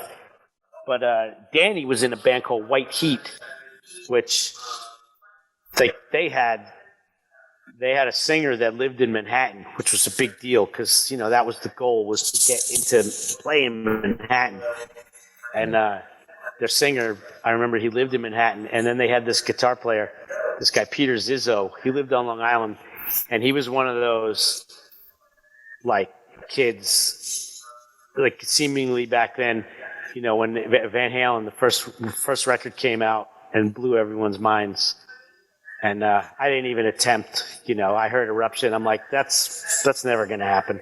And but there was always the kids who like, all right. And they had this guitar player, Peter Zizzo, who already by 79, he could play all of that stuff. He was 15 years old, and he was just one of those shredder kids. Like, it was amazing. So they had like a real band, and they would go play in Manhattan, like in bars. Danny couldn't even be in the bars legally, but they would play, and I would go see them. I was like, oh my God, this is amazing, in the band and all that, and we had become best friends, and we were into the same music. At this point already by 79, we were fine. We had like found out about Judas Priest, and we just constantly. It seemed like every month there was a new band to listen to. From like 77 on, I was always finding out about who's the next heaviest band, who's playing heavier or faster, so by 79, like already like Priest is like the new thing that we're like, oh my God, you ever hear anything like this? Like, holy shit, stained glass, just like, how do they even make songs like this? And Not only you were listening to Priest, huh? I went to see Priest open for Kiss at Nassau Coliseum in 79, me and some of my friends, and we left after Priest. Like, I was already a dick. You were already that dude. Walkouts. I was already a dick. Yeah, because I was already out of Kiss. As much as I was into them for 3.5 years, after the solo records came, I loved Ace's record. I loved a couple of songs on Jeans, and that was it. And then something in me, and of course, whatever that next record they put out, Creatures of the Night, which of course, later on, I got into some of those later Kiss records, some of the songs. But for me, at that point already, like, I was way into the Scorpions, and I got into Priest, and I was into Thin Lizzy. Out by that point. And they were kind of Kiss was kind of getting like, was that disco Kiss era? Like, this is like the disco era, right? Yeah, this is like I Was Made for Loving You. And going into going into 1980, and and then of course 80 that's the fucking year. I mean, the first Maiden, Ace of Spades, Heaven and Hell, so many records came out in 80. Not digging Kiss anymore. Over Kiss. Yeah, it was kind of like, I still loved my time with them and all those records from the first record through Alive 2. But moving forward, I was looking for heavier. I was looking for harder and faster, and I was definitely on a different path at that point. Is Priest? Is this isn't the metal era of Priest though yet, right? Like, are they still wearing like paisley and flowy stuff at this point? Oh no, they were because Hellbent Stained Glass, Hellbent for Leather was already out, and Unleashed in the East was already out. Oh shit! Yeah, because and then 1980, I believe, was Point of Entry, right? Oh, was it Point of Entry? Screaming was 81. I think it's Screaming. Yeah. So I mean, it was just kind of the best time for metal. Sickest shit ever. Greatest goddamn live album. Yeah, I mean, me and Lilker we were obsessed with Priest. I mean, obsessed with Unleashed in the East, and I mean, that shit. You never heard anything before like Sinner, like from that record. This is like, what is this? And these crazy KK's whammy solos, and like just so brutally heavy. And yeah, that was for me. Kiss might have been my gateway into finding my own music, and Priest was the gateway into metal for me, for sure. Yeah, yeah, that was a prime era. As Maiden, are you into Maiden at this point? Maiden's not around Well, yet. yeah, Like, 1980. yeah, Not first album yet. drop. Yeah, Yeah. a year later. Yeah, Crazy. 1980. I bought the first record just based on the album cover because Fuck yeah. I didn't know anything about it. But I said, "This has got to be good." Look at that dude on the cover. This has got to be great. That was when you bought a record because it had a cool. Yeah, like, you're like, fuck. I hope this is good because this album cover's sick. I mean, after Hell Bent for Leather, it was over. Yeah. You go home and you put that Maiden record on and it opens with Prowler, and that was it. I lost my mind. I was like, oh my God, how did they do this? They're even heavier than Priest. It was like, holy shit. You know, it's funny. I was just having a conversation with my friend Tom, and we were talking about how not every album cover was great. That, like, you think about first Black Sabbath album cover, which is fucking a timeless, maybe one of the greatest album covers of all, probably one of the, top 5 greatest album covers of all time. Just like completely encapsulates the band, chilling to this day, fucked up and weird. Yes. And you look at Paranoid, the next album, which is arguably like one of the worst. Like, what the fuck is going on? Like, it's a dude in like a Robin outfit, basically, like a lightsaber, and you're just like, huh? Yeah. But the record's so freaking, jaw dropping that it almost becomes irrelevant. Exactly. Yeah, I always wondered what was up with that album cover too. I'd love to get the story. Like, what happened? What happened with Paranoid?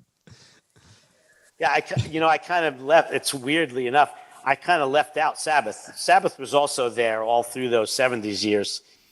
I was into Sabbath all those years too, as much as I was into anything else.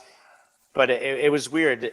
It was really Priest for me that turned on the metal switch.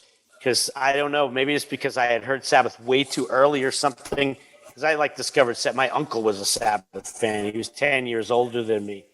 So I heard Sabbath, when I was like a little kid over at my grandparents' house in my uncle's room, and listening to the first 2 records. And I remember asking him, like, what is this? And he called it acid rock at the time. It wasn't heavy metal. No, acid rock. So I always loved Sabbath too, obviously, through that whole period as well. Yeah. When do you and Lilker start jamming? Well, we would walk to school together. We'd walk home from school together. I'd go to his house or he'd go to my house, and we would just jam. We would sit there and jam on Priest songs and anything. And we would even jam with like this drummer we knew in the neighborhood, but he was in this band, White Heat. So we couldn't really start a band because he was busy with that. He would go to rehearsals, and I used to say to him all the time, because I was a tenacious prick, and I would say, when White Heat breaks up, we're going to start a band. And he's like, we're not going to break up. Everything's fine. I'm like, well, when you do. And I remember one day we're coming home from school, and he tells me about how he learned about this thing called Anthrax at school, like I think in like biology class or something. And I said, that's a cool thing. What is it? And he explained what it was. And I said, sounds like a metal band name. And he's like, yeah, it's pretty cool. And then I remember, like, at some point within that week, I said to him, when White Heat breaks up, you and me are going to form a band called Anthrax. He's like, oh, we're not breaking up. Right. Everything's fine. A couple weeks later, they finally broke up. And we started a band called Anthrax. So that was like the first band, right? I mean, that's pretty early, right? You're still in high school. I graduated, we officially started the band in July of '81. We had a rehearsal with some other guys that we knew, drummer, Danny was actually on guitar at the time. Okay. This other bass player, and I believe John Connolly, who ended up being the singer of Nuclear Assault. Yeah. Yeah, he was the first singer of Anthrax, too, Oh, John, shit. because he was our friend from high school. Yeah, we went to high school together, and we felt so good about this jam that we had one night, July 18th, 1981. We decided right after that rehearsal, we said, "This is it. This is Anthrax. If you guys want to be in the band." We've been trying to put a band together for months now, and that was it. That was the official start of Anthrax. Nice. You and you had originals at this point, or you're just jamming covers and? We had Danny's songs that he had written Heat. So Okay. we had like three or four originals and then covers, and then we started trying to write our own songs. When does so you don't know Charlie at any of this time? It doesn't sound like. No, not yet. No, not yet at all. How does Charlie come into the picture? We had a mutual friend at some point how did I meet? There was this guy named Tom Brown who you would know him by the laugh at the beginning of our song Madhouse, where you hear "It's time for your medication, Mr. Brown," and the guy goes, "Boo, ha, ha, ha." That's this guy, Tom Brown. And I started hanging out with him sometime in 82, I think, just from going to shows. And you just meet people, going to metal shows, going to L'Amour's, and you start talking to people. I met this guy, Tom Brown, and we had obviously a different drummer at the time. We had this guy, Greg D'Angelo, actually. And he was going to quit the band. This is already now, we're jumping forward to, this is like late 82, early 83. Oh, gotcha. Okay, so. Yeah. There was a lot of formative stuff, 81, 82. Going through different bass band players. Yeah, Danny finally officially moved over to bass, from guitar, and a couple of different drummers. Then your band is gigging? You're doing shows? Yeah, we would do shows like. Oh, yeah, with the other drummer. Yeah, different singers before Neil Turbin. At one point, my younger brother sang for us for 5 minutes. Like, just always trying to figure it out. And right. And this is all by late Brooklyn and by late 82, haven't made it to the big city yet, though.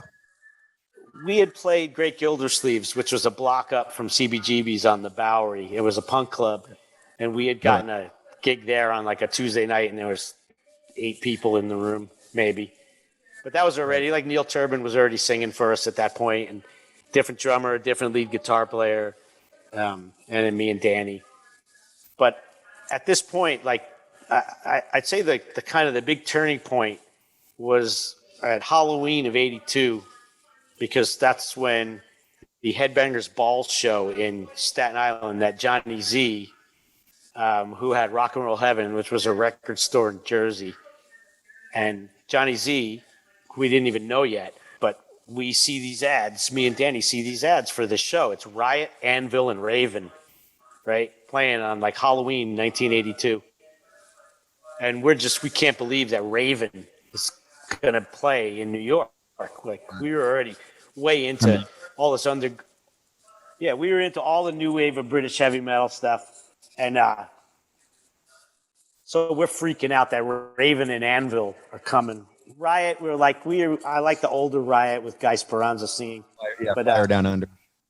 Yeah, but like Anvil and Raven, holy crap, we got to go to this show. And like that night, we walked around and were like handing out flyers for an Anthrax gig that was coming up online. And I remember Charlie even telling me, I remember seeing you and Lilker, you were handing out flyers and stuff online at the Headbangers Ball show. He goes, but I didn't know you guys yet. I just remember seeing you guys walking around. To the line. Yeah.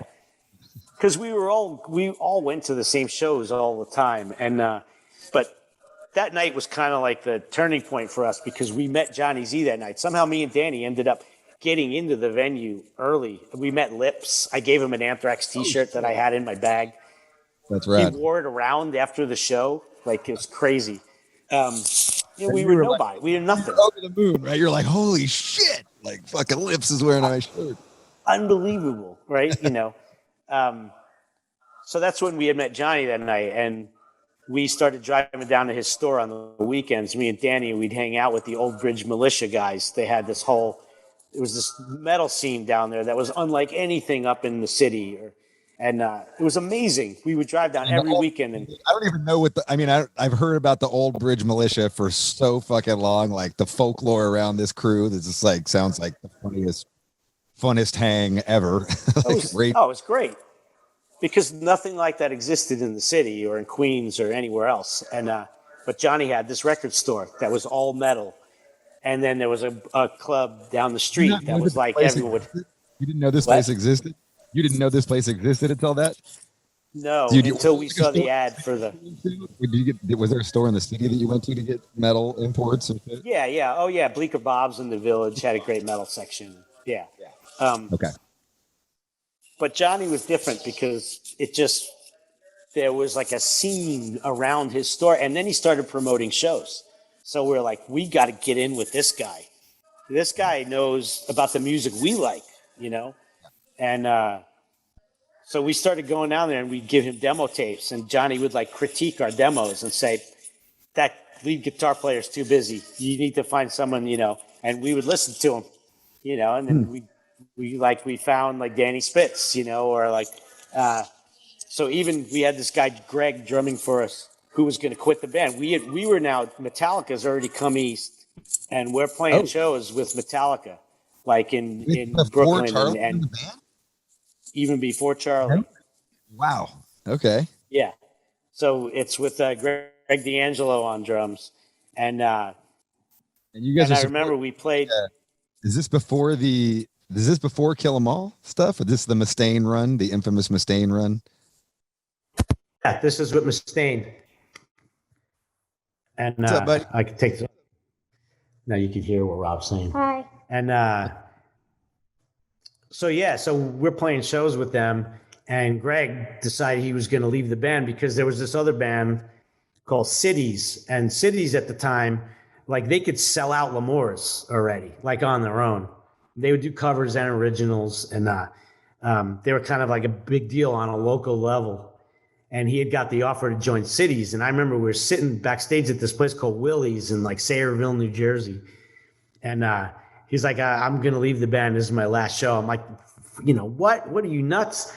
You know, we got all this stuff going on. We didn't really have much going on, but we got all this stuff going on. You can't leave. And he's like, I got, you know, Cities is happening, man. They're going to get a record deal, and they sell all these tickets. And I'm like, they suck. They don't even play their own music. Like glam? It wasn't glam, but yeah, they kind of had big hair, and you know, yep. And so I was like, you know, like, well, fuck you then, you know, like I got pissed off, you know, and so he's out, and then Tom Brown, the guy who I mentioned before, he goes, I know a great drummer, lives in the Bronx. He's amazing. And I'm like, really? Like, really? Is he looking to be in a band? He goes, I don't know, but he's a great drummer. And I'm thinking like, well, if he's so great, why isn't he in a band or something? And he goes, I'll introduce you to him and all that. And then, you know, maybe you guys could jam. So one thing leads to another. We talked to Charlie on the phone, and me and Danny, it literally right over the bridge from where we lived in Queens is the Bronx, right over the Throgs Neck Bridge. And that's where Charlie lived.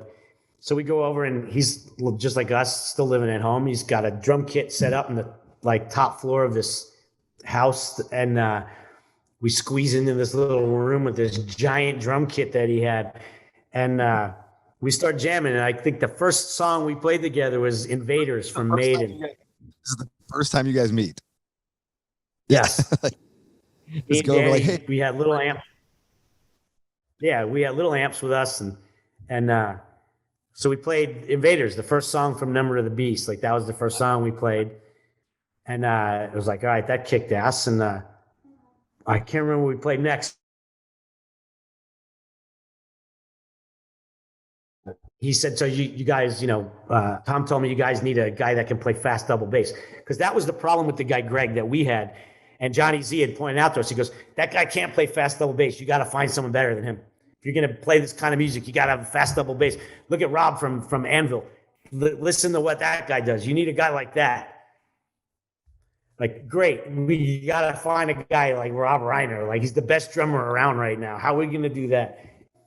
So I said to Charlie, I said, yeah, we do. And as a matter of fact, Tom said you could play fast as a shark. And he's like, Oh, do you really want to? He's like, you really want to play that? And we're like, yeah, we really want to play that. That was the fastest shit around back then. That was like, the shit. That was faster than Anvil. That was like everybody was like, what the fuck? Like, holy shit. And Exactly. They had set the bar with that one. So I start the riff, and the drums kick in, and he's going faster than Stephen Kaufman, whatever the guy's name was. And me and Danny just looked at each other like, holy shit.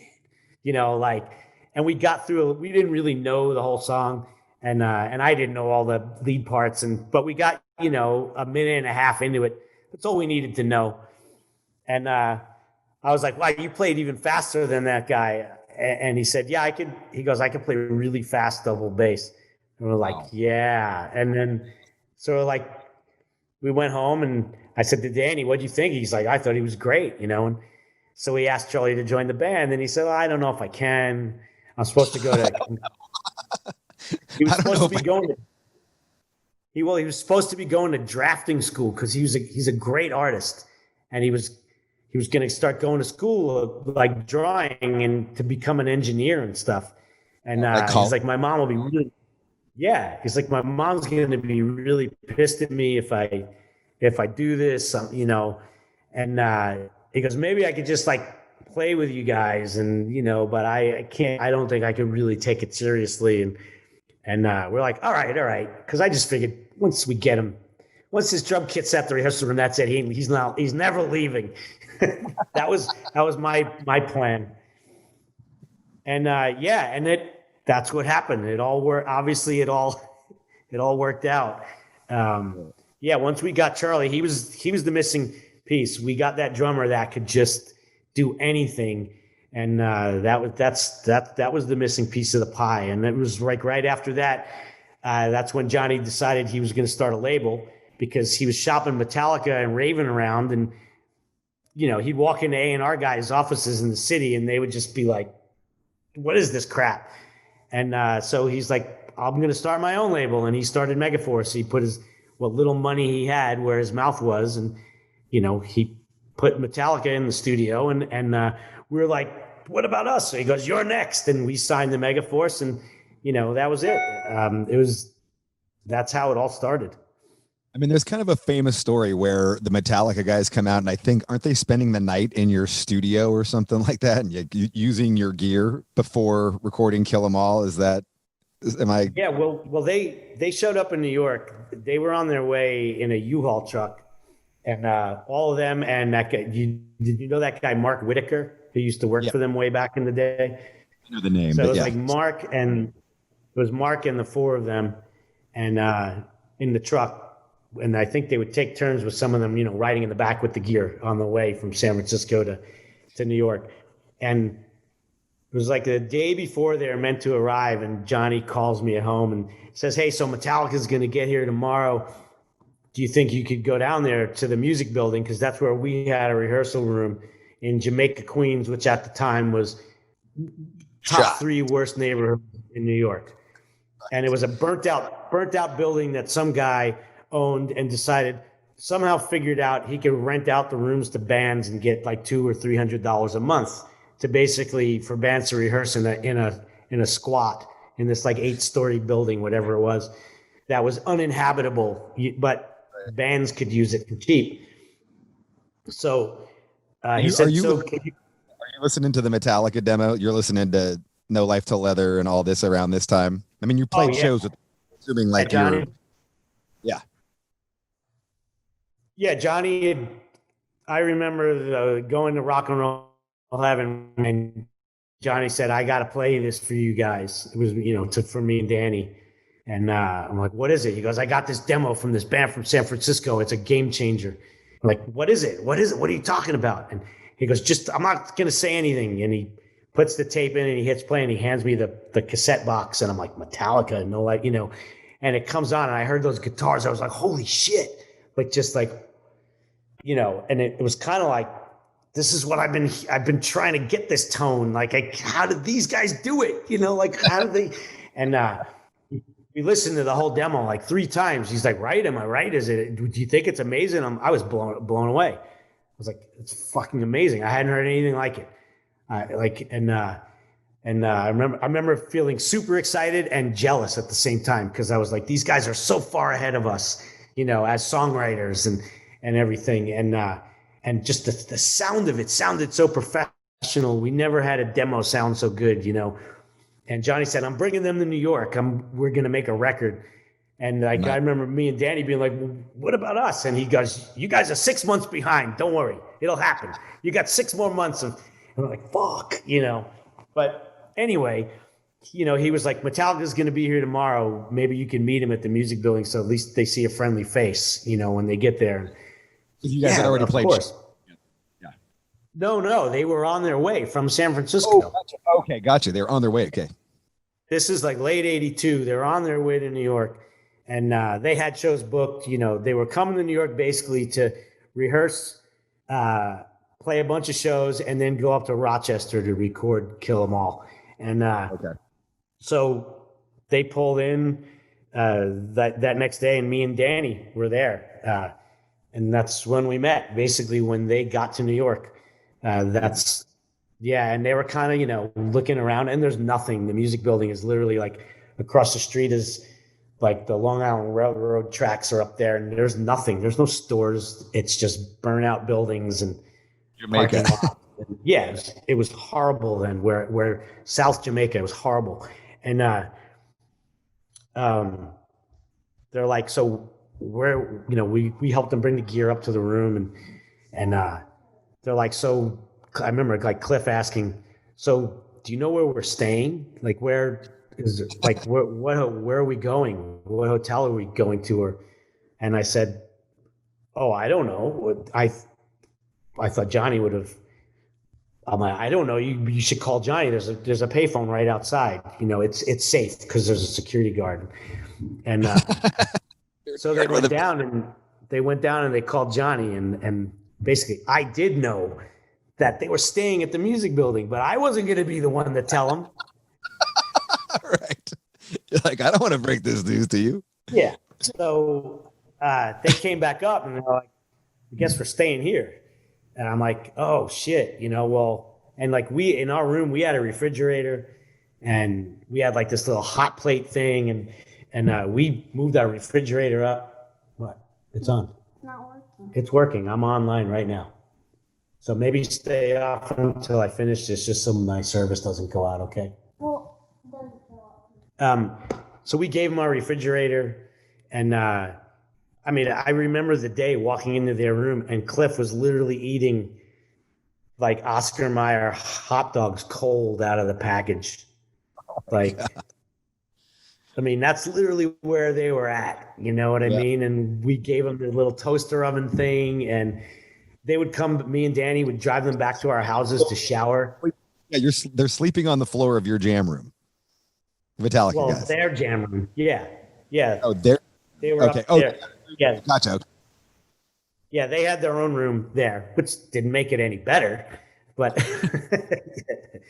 and they were there for a while. But slowly but surely, as more of our friends got to meet them, like they started having some couches to crash on and other places to go shower, and people who were feeding them, and that's literally where it was at.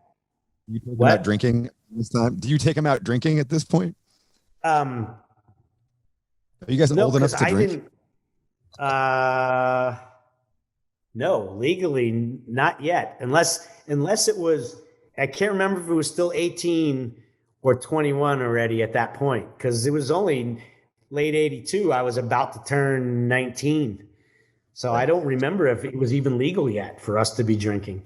But we were playing shows in bars and stuff. So, and they always had booze. You know, it might have still been 18 in New York at the time. Okay. Because we definitely always had, you know, their room. We didn't drink. We were lightweights. Oh, And, really? oh yeah. I got so sick on my 18th birthday drinking bad vodka, bad screwdrivers, that I didn't drink after that. I just couldn't even smell alcohol. I had gotten so sick. Oh, So, crazy.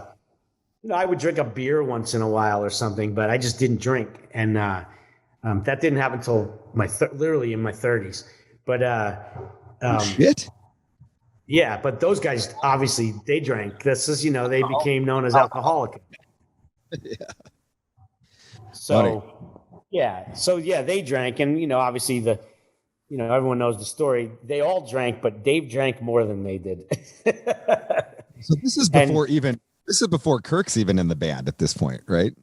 Yeah, it's Dave, and the difference with Dave was Dave just, I guess, you know, from my memory of that time, because we were there all the time, we were hanging out with him all the time, and you know, all those other guys would get drunk, and it was always fun, and Dave was kind of the not fun guy when he would get too drunk. I mean, everybody knows one, and I think, you know, that was basically the beginning and the end, because now they were living together and they were in close quarters all the time together. And I think they realized, they were like, how the hell are we going to keep doing this and move forward if we're constantly worrying about this? And I remember walking in one day and Cliff was standing outside having a smoke, and hey man, what's up? I was like, you know, nothing much. We fired Mustaine. He's on a bus, on a Greyhound back to the Bay Area. I'm like, yeah, right. He's like, no, I'm serious. And you know, it's Cliff, so he was that total ball buster, wise ass kind of, and he's just kind of smirking at me. I'm like, shut up. We're playing a show like next week. Who's gonna play guitar? He's like, oh, we already got a guy coming. Get the fuck out of here. He goes, go upstairs. Ask James. So I go up to the room. They're just kind of dicking around in the room. I don't see Dave. And I'm like, what's going on? Cliff tells me you guys fired Dave. And Lars is like, we did. Early this morning, we put him on a bus. He's like already like 5 hours on his way back to California. It's like, what? What? We had no idea, you know, and I'm like, what are you going to do? And they're like, we got this guy coming from this band Exodus that we know. He's getting here tomorrow. You think you could like give him a ride from the airport? You know, like, sure. But I think Mark Whitaker ended up picking up Kirk, but I think I was there when he got there. You know, it's crazy. Like when you think about it now, it's like that it really happened. It's insane. Yeah. I mean, it's insane that you were there, you know, like that in this moment in fucking time that you were there the day that it happened. And you know, and it was crazy. I mean, I know just from a fan standpoint, and you know, I'm younger than you guys. So like I was still just a kid kind of following, you know, this scene or whatever, but it was like shockwaves. I mean, because you know, people don't remember this maybe as well as you and I remember it, but Mustaine back then was like the front man of Metallica. He was the guy who talked to the audience. He was kind of the, you know, I don't want to say he was the star of the show, but like he was the focal point of the band in a lot of ways. He was. Yeah, people don't know that. I've told, you know, so many times over the years that James wasn't James yet. James, when I first met James was like a shy. He would drink and it would change, but generally he was kind of like a shy, quiet dude. Dave was the mouthpiece. Dave was the guy. He was the front man, 100%. And talk to the crowd, you know, like Hetfield would just kind of sit on the side, like during shows and shit. And it was, so when he got fired, it was like firing the singer, even though he wasn't. And so, that, you know, when you say like, cause you're like, oh my God, I can't believe it. Like, you're right. Like it was so fucking shocking. Yeah. Yeah. He was the guy. He was the attitude. He was the personality. Like it was everything. You know, and I was kind of like, maybe, you know, you think this is the right idea, and like we couldn't deal with it anymore. He was getting us into trouble I mean, everyone knows the stories, but they just didn't want to have to deal with that. It was hard enough living on the floor of a freezing cold building, I guess, dealing with your own issues that have to worry about someone else's. And I mean, I get it. I understand. It's what had to happen in that moment. I've been there myself, making personnel changes in my band. I understand it. Sometimes it's the most impossible, worst thing in the world to have to do. But in order to take that next step forward, you have to. You've done it. Yeah, totally. No, it was, I mean, just what a crazy, that's so crazy to me that you were there, like that just blows me away, like how many little happenstances took place for you to just arrive at that point in this semi-pivotal moment in thrash metal history, really. That not a lot of people were around.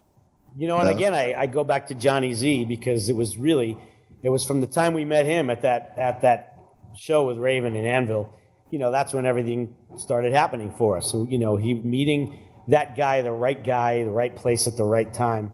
And we were making good enough music at the time to at least catch his ear and think, I hear something with you guys. You're not there yet. It's like we had an A&R guy, right, and he wasn't even an A&R guy. You know what I mean? Yeah. He was just a dude that loved metal. And we trusted his opinion because he liked Raven and Venom. You're like, you like Welcome to Hell? Okay, you're good with me. Yeah, we love the same music. Well, he knows what he's talking about. He likes the bands that we like. Yeah. How does Neil Turbin come into the picture? Is he in the picture at this point? Oh yeah. We went to high school together. Right. So he's already playing in Anthrax at this point. Yeah, Neil was already well ensconced in the band, and Neil was there, and then Neil was there. We made Fistful of Metal in the fall of '83 is when we recorded that, and then we toured with Raven in the States. Came out January '84. We did our first tour with Raven in the summer of '84 in U.S. and Canada, and the last show of that tour was the show at Roseland Ballroom, where it was Raven. They added Metallica to that show. So it was Raven, Metallica, Anthrax, 3 bands without major label deals, all on Megaforce. So we sold it out instantly, like 3,500 tickets. So every label in the city was at this point now scouting. And we all got signed on the back of that show.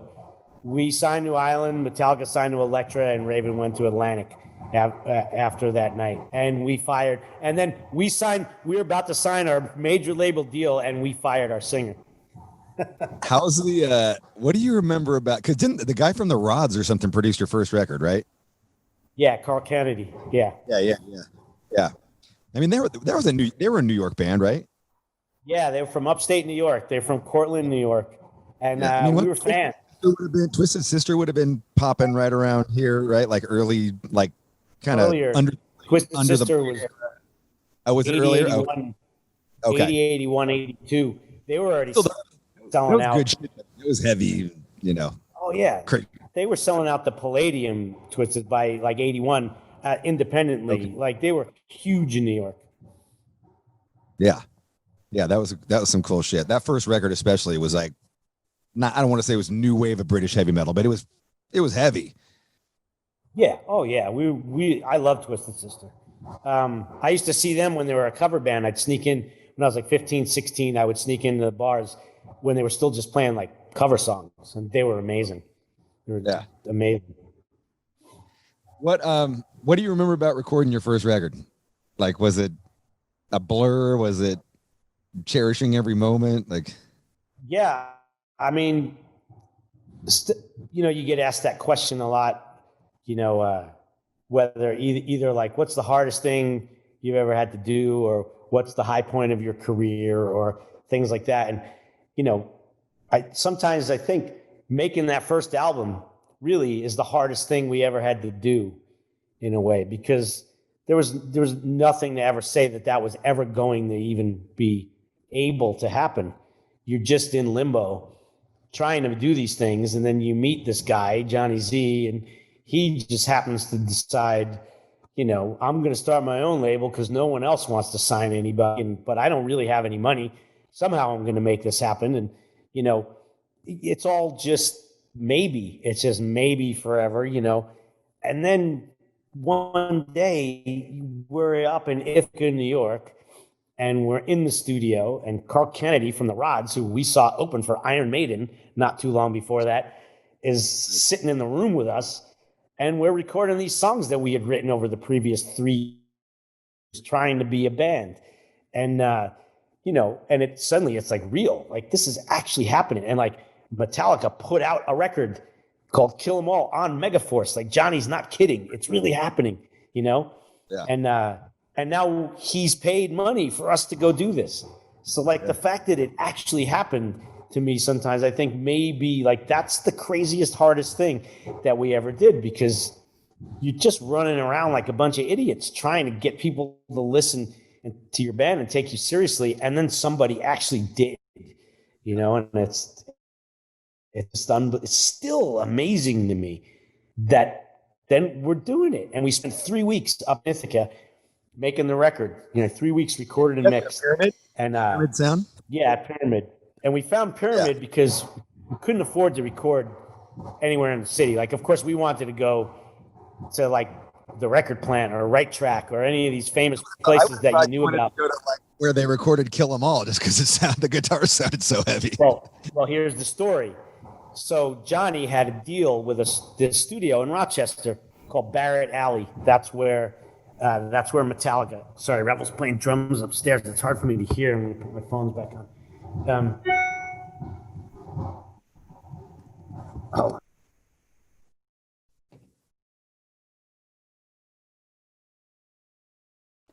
Metallica went up to Rochester to record Kill 'Em All. It was Rochester basically because they found this studio and they got an amazing deal there, and obviously way cheaper than Manhattan.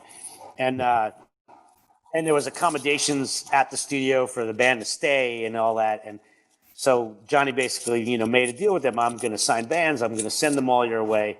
And that guy, Paul Curcio, and the engineer, Chris Bubatch, who produced Kill 'Em All, they would work with all the bands.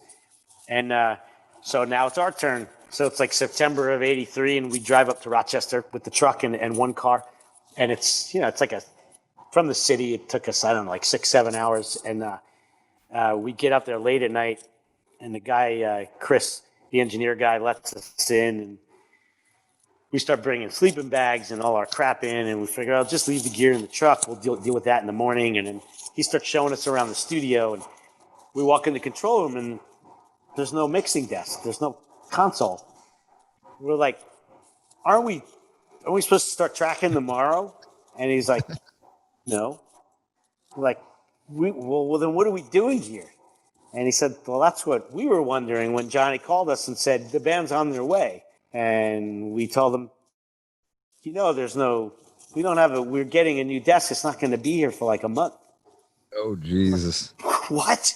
What? So is there a phone we can use? And so they let us use the phone. We call Johnny. We wake him up. And we're like, dude, there's no board here. Johnny knows this? And he's like, what? Johnny... And who knows who? I don't know. Anyway, he said they never told him. They said they told him. Meanwhile, we're up in Rochester. We're supposed to start our record the next day. So Chris is like, why don't you guys all get some sleep? We'll get up in the morning and we'll figure this out.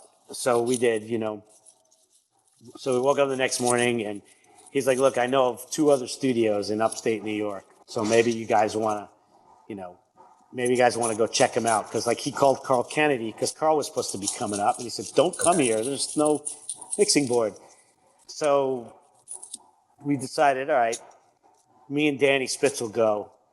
Everyone else just wait here. And we'll go look at these other 2 places. And so we drove to first Elmira, New York, and looked at this weird dump of a place. It wasn't even a professional recording studio.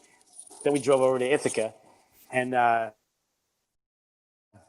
30 miles from there, and walk into Pyramid, and it's a proper studio, a real recording studio. And we meet Alex Perry-Alice, and he shows us around, and we were instantly we got to do the record here. It was better than the place in Rochester. We got to do it here. We got to do it here. we called Johnny. We're like, we got to do it here. We have to do it at Pyramid. It's great. It's great. And, you know, he's got places for us to stay, and it's amazing. And then Johnny called us back and he said, I just talked to him. It's kind of not in our budget. We can't afford it. And I'm like, you have to make this happen. We're going back to Rochester. We're getting the truck. We're coming back here. This is where we're doing it. Like, you got to make it happen. And he ended up talking to Alex and Alex's old man, John Perry Alice, who basically owned the studio. And and then he basically cut the same, however he cut the deal. But he said, look, I'm starting a label. I'm going to start sending bands your way. They took this all on just believing Johnny. He could have been full of shit, but he wasn't. How many records? Even met.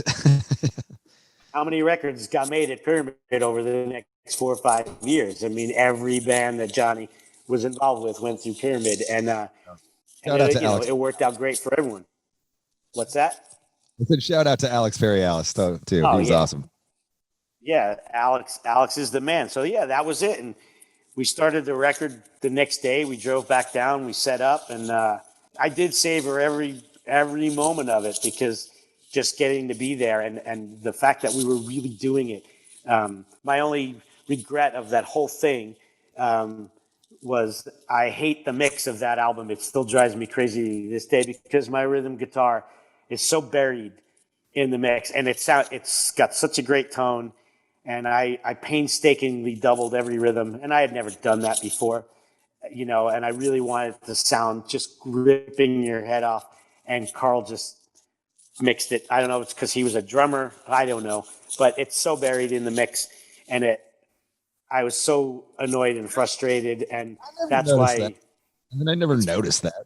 Compared to, if you put it on, compared to like listen to Kill 'Em All, or listen to Bonded by Blood, or listen to, Show No Mercy, the guitar's nowhere near where it should be. And that's why going in the spreading, that's where I was just like, even though Carl produced that one too, that was the band produced that one with Alex. And then I did S.O.D. myself with Alex.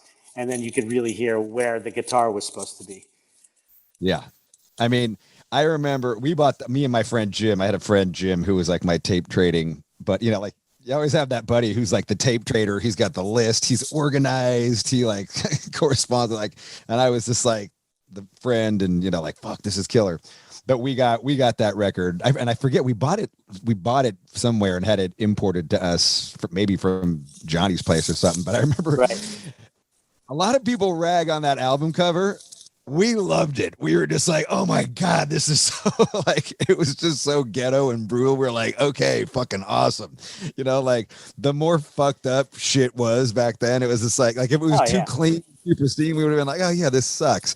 But it would just look like some shitty, crazy punk rock record or something. We were like, fuck yeah, awesome.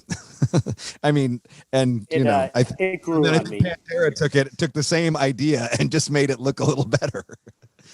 For Vulgar, Exactly. Yeah. But I loved our logo. I wasn't happy with the cover. No. It just didn't come out the way we just didn't know what we wanted on the cover. At the time you weren't happy, or you weren't happy? No, at the time I hated it. Oh, okay, gotcha. Over time I learned to love it, but at the time I hated it. But there was nothing else. We had no other ideas. We didn't know what the fuck. And then there's no photos of us on the record, because the one photo shoot we did in the studio was so bad. We didn't want to use the photos. And so no one even knew what we looked like. And to make it even worse at the time, the first pressing of the record came out and the logo was supposed to be in red and it came out pink. So we had a pink logo, which was just like, oh my God, what else could go wrong? No. You did the Raven tour. I saw the Raven tour when it came through the Bay Area. And I want to say this is Neil Turbinaris. I'm assuming this is just right after that album. And this was when Raven kind of switched it up. They had kind of gone to like the hockey helmets and the puffy shoulder things. And we were like, whoa, like I had seen the Kill 'Em All for one tour. Raven was just badass and street clothes and fucking talk about running around and going crazy on stage. Like nobody that was doing the shit they were doing. It was awesome. Yeah, they were truly thrashing. Yeah, fuck yeah. But then this time they came, you guys played the Kabuki. Exodus opened, and I remember it was, and at this point I was fucking diehard Exodus fan. I still loved Raven, and we liked you guys a lot. But we didn't know. We didn't know what you look like. Just like you said, we had no idea what you look like. We had no idea about anything. And your singer came out. Neil Turbin comes out. And granted, this was Slay Team, Exodus crowd, super. I mean, like fucking I know. die murderers. Like these dudes were killers. Like fucking, and I'm not even exaggerating. Like they were fucking killers. And Neil Turbin comes out and he's like, "How are you heavy metal people doing tonight?" Fucking, I just remember all the Slay Team in the pit just went and just rained. I was like, holy shit. I mean, it was fuck for whatever, how long you guys played, half hour, 45 minutes. I don't know what it was, but it just seemed like it never ended after that. Like it was just like, and we could tell, we were like, we could tell, we're at like, least for me, you could run around. yeah.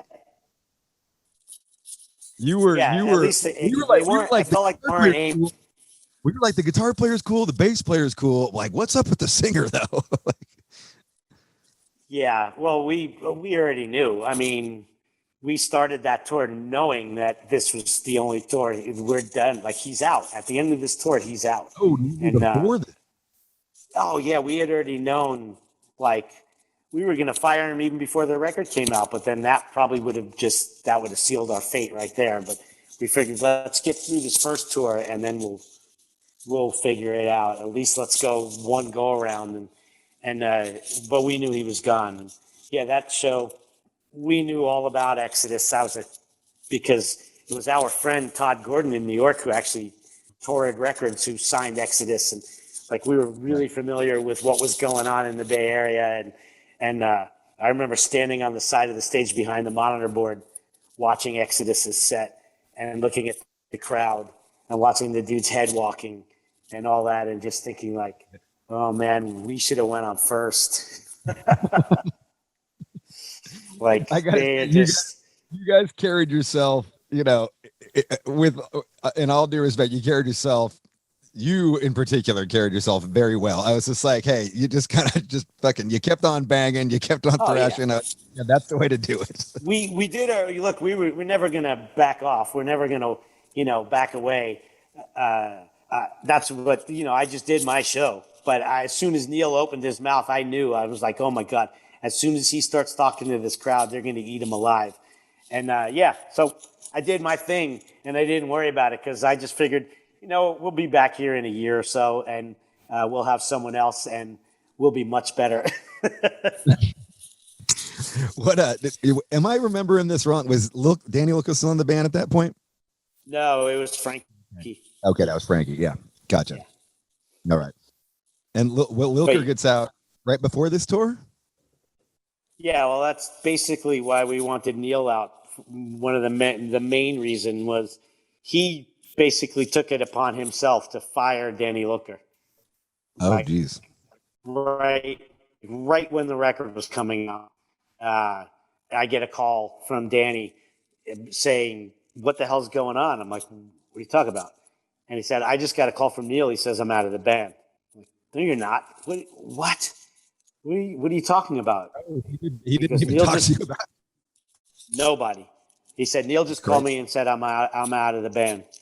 So I'm like, hold on. And I hang up with him. I call Neil. And I'm like, did you just call Danny and tell him he's out? He's like, yeah, man. We've had nothing but problems with him, which wasn't true. And he goes, bottom line, he goes, if you guys decide he's not out of the band, then I'm out. So you make the decision. It's him or me. And this is literally the record's coming out. This is like January of '84 and the album's coming out. And the singer's saying it's him or me. What's that? The ultimatum. Yes. And so we all got on the phone, me, Charlie, and Spitz got on the phone. And we didn't know what to do. And I was sick. I was like sick to my stomach over this because it was like, well, it's my buddy who's playing bass, and it's been my best friend for the last 4 years. Or it's the singer of the band. If we lose the singer of the band, if we lose the singer, we're done. And he wasn't bluffing. He would have walked. He was that guy. And so we spent like 2 days. Talked to John. What do we do? We talked to Johnny Z. What do we do? What do we do? What do we do? And I ended up calling Danny back, and I said, I'm sick over this. We're gonna move forward with Neil. We can't. I can't. There's no excuse. It's the worst. I was literally sick. Like I was throwing up. And I'm not saying that to make anyone feel sorry for me. This is 1984. It's long in the past. And Danny and I reconnected, obviously, since, because we made S.O.D. a year later. But it was that. Other than Cliff, when Cliff died, because we were there for that too. Other than Cliff dying, that's the worst moment in my career, being a musician, was having to make that decision. And then knowing we're going to fire this fucker anyway, but we can't fire him now because we have to have a singer because we've got a tour booked. And if we don't do any of this, then we're done.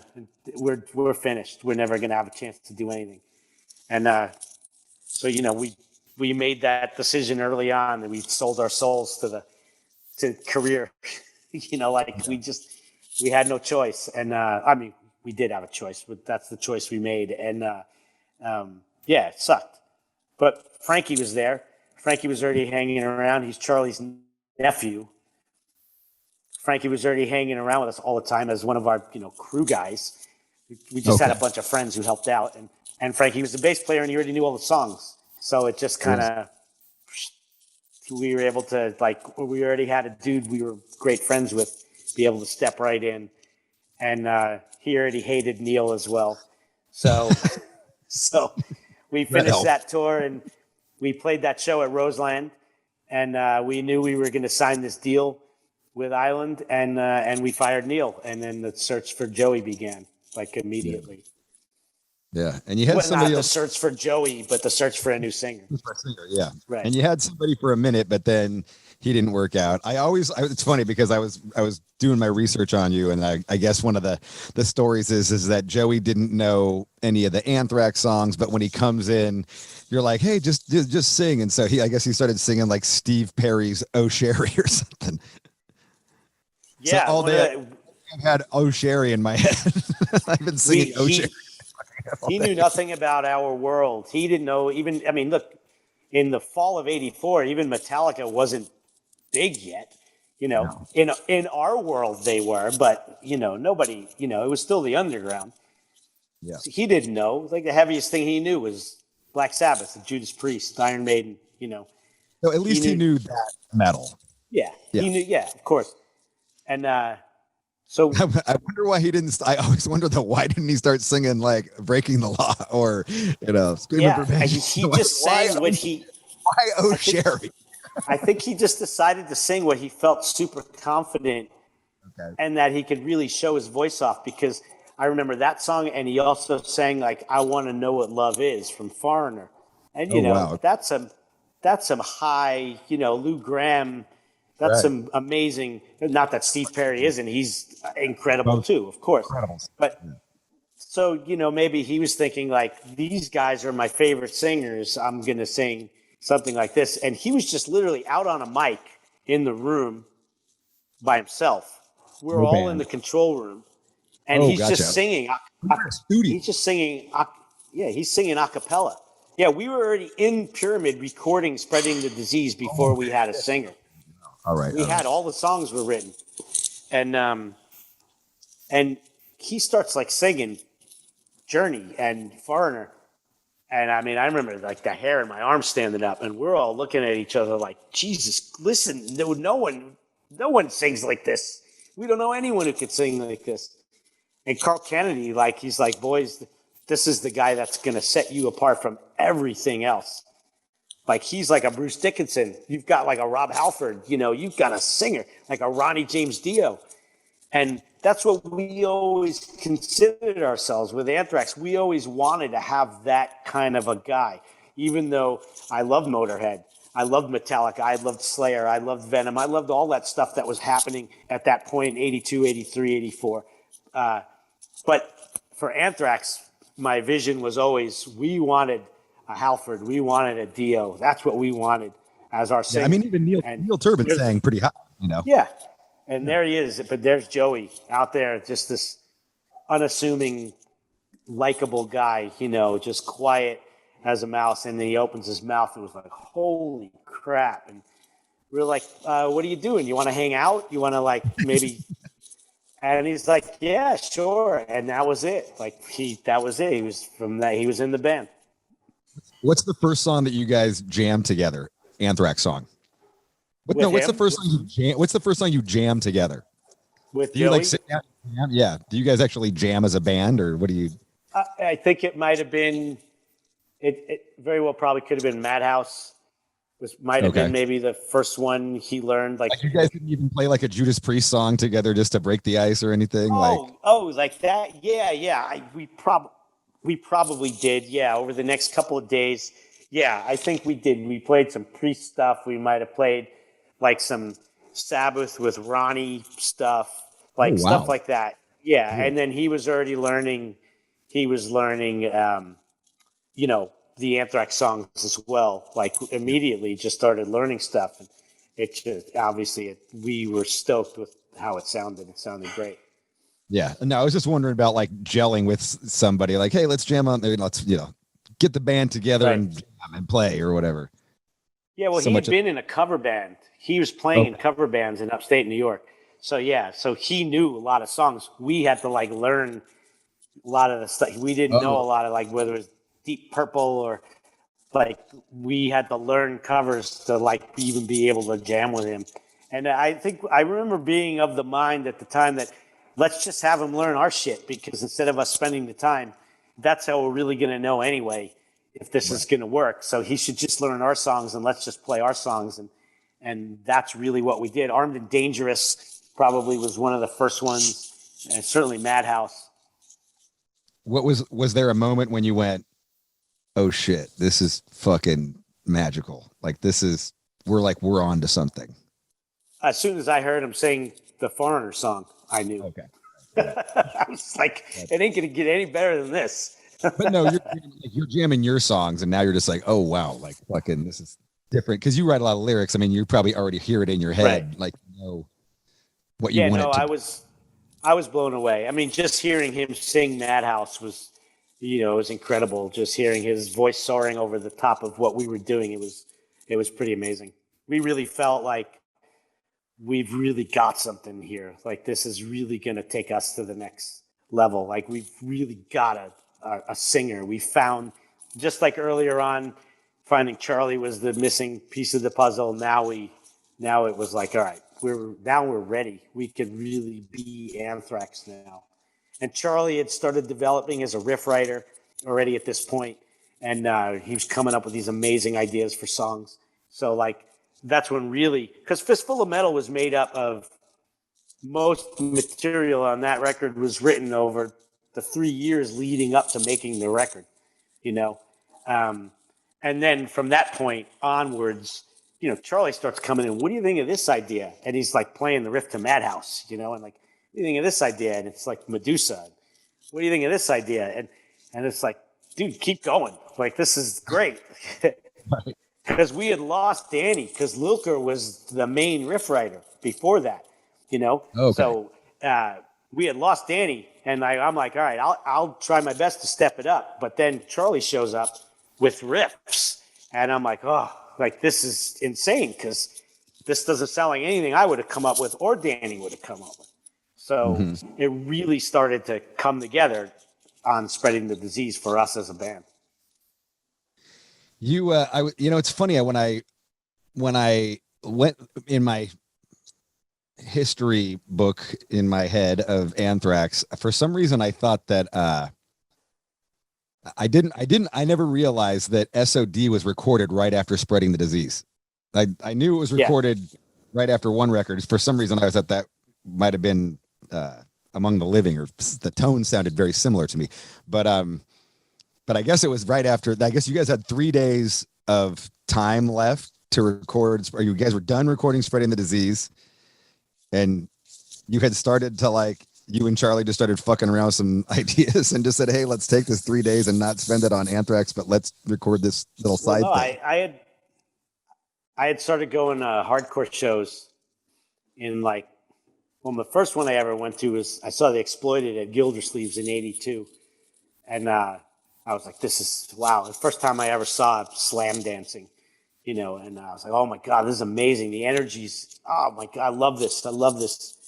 I want to go down on the floor. I didn't know it was a pit. I want to go do that. I had Right. long hair, and my buddy was like, you can't go down there. They'll skinheads will beat you up for having long hair. I'm like, why? And he's like, I don't know. It's just the way it is. And he was right. At the time, I would have gotten my ass kicked. Totally. And, there was that time when it was punk rockers and metalheads, and they fucking pit bulls at each other. Crossover did not exist yet. And Right. so going into '83, I had started to get really into punk and hardcore. I was already into punk, like older stuff, of course, Ramones or Sex Pistols. But like I'm talking, you know, like that 81, 80, 81, 82, 83 from Black Flag and Circle Jerks. And then the New York hardcore scene, of course, with Agnostic Front and Murphy's Law and the Cro-Mags and Adrenaline Overdose and on and on and on. And the British bands like Discharge and GBH. Those were the two that at the time we were like, holy shit. Like in 83, 82, 83, Hear Nothing, See Nothing, Say Nothing that's all I listened to. And so I started getting super into hardcore at that time. So did Charlie. Yeah. So did Charlie and so did Lilker. That's all we were listening to. And so cut to, we're making Spreading the Disease, and we're in the studio for a long time. We were up in Ithaca. We started up there in like November of '84 when we first found Joey. And we took a break over the holidays. We started again up in like January. Then we left the studio again because we decided, well, you know what? Before Joey sings on the record, we should go do some shows so he feels what this is, because he had never seen a mosh pit. He never saw stage diving, all that shit. At this point, this was early '85 now. The scenes had crossed over by this point. And so we left the studio and we booked 2 weeks of shows. You'd been writing, but you hadn't been, and recording, but you hadn't been tracking the vocals. Just been kind of working with him, rehearsing with him or whatever. Okay. Right. So we leave the studio. We do like a bunch of shows in the Northeast. We're in an RV and Billy Milano is driving us. Like it was insanity. And we're just playing these, crazy shows. And he got to feel what was going on. So like when he's singing Gung Ho and he's singing AIR and he's singing Madhouse, he'll understand the energy, that's going to exist when we play these songs. You guys are playing new songs. Fistful of Metal songs and new songs.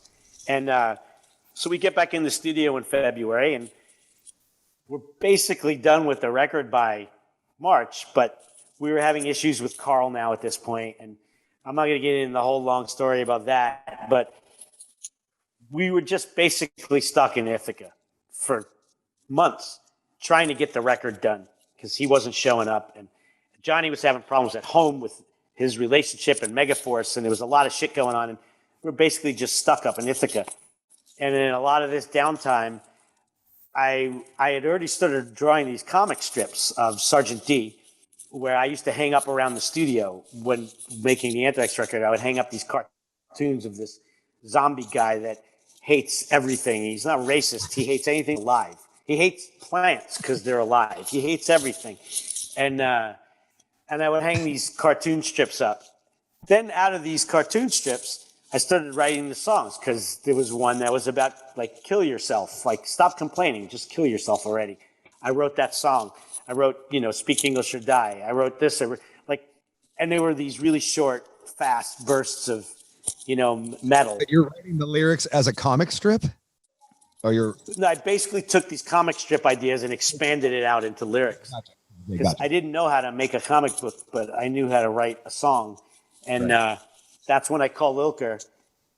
And we hadn't really talked much at all. He had started Nuclear Assault at this point already, but we basically lost touch, obviously.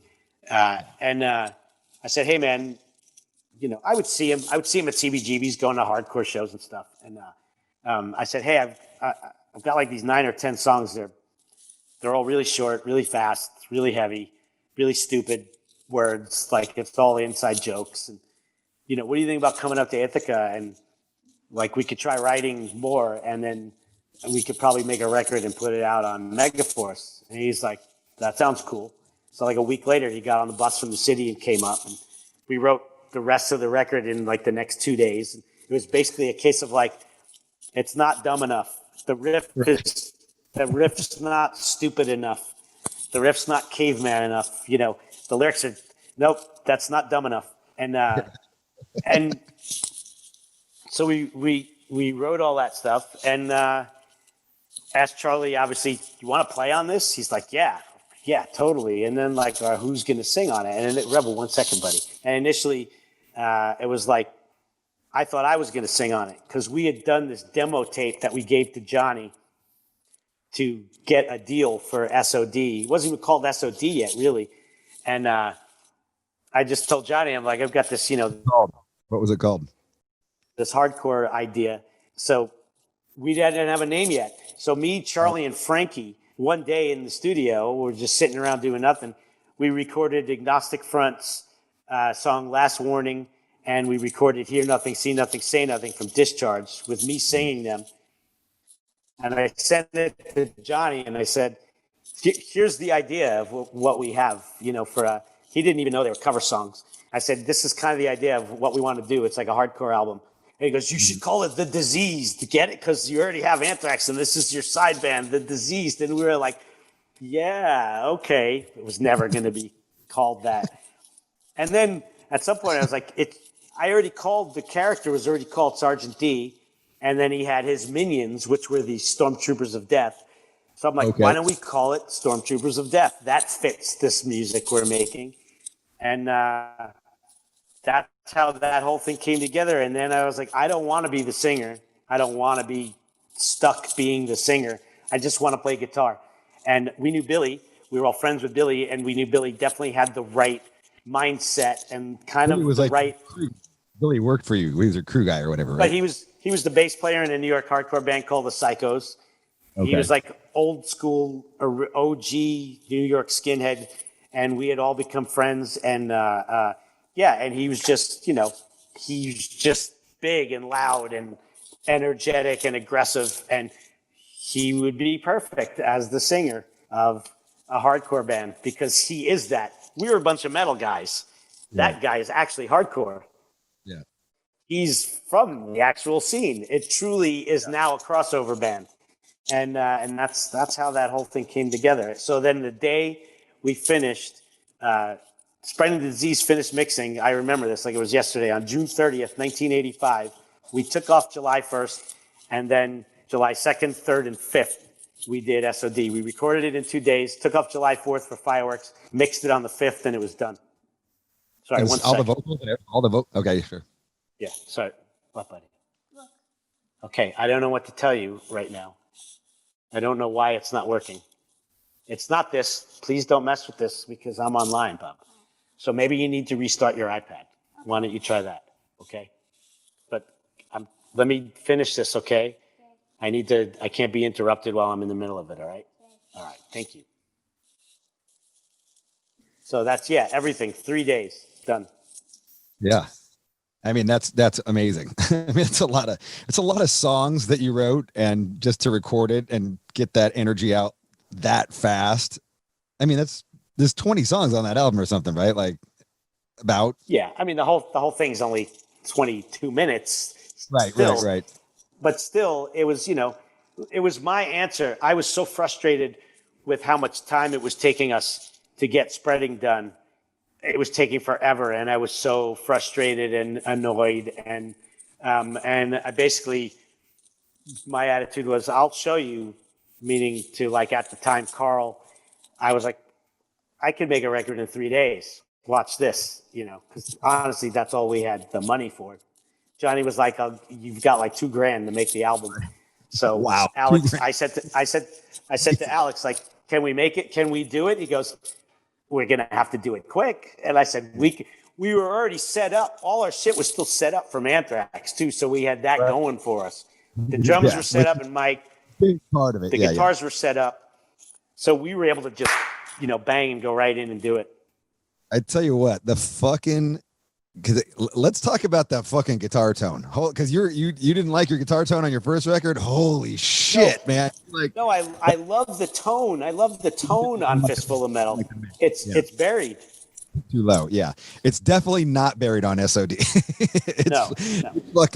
It's savagery, like that fucking guitar. And it's like funny because I used to listen to it, and I remember I can't even tell you how many times in Violence I A-B'd to that record. I was just like, no, we need this fucking guitar tone right here, motherfucker.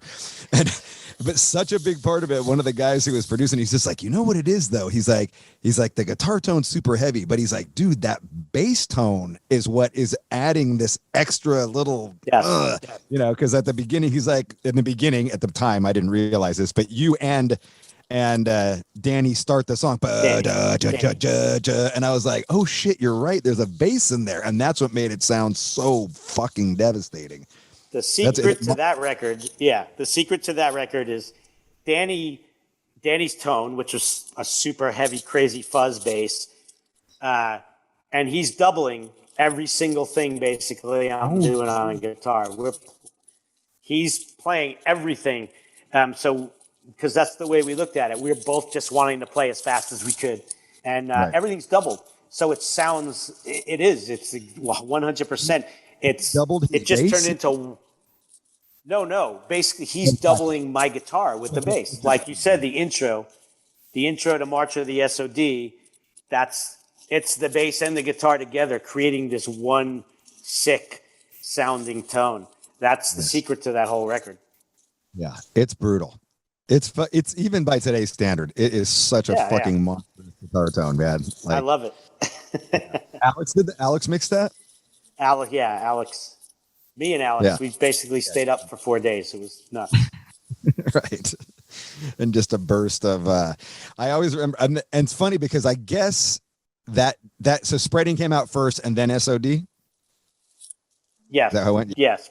Yeah, Spreading came out. I should know these things, right?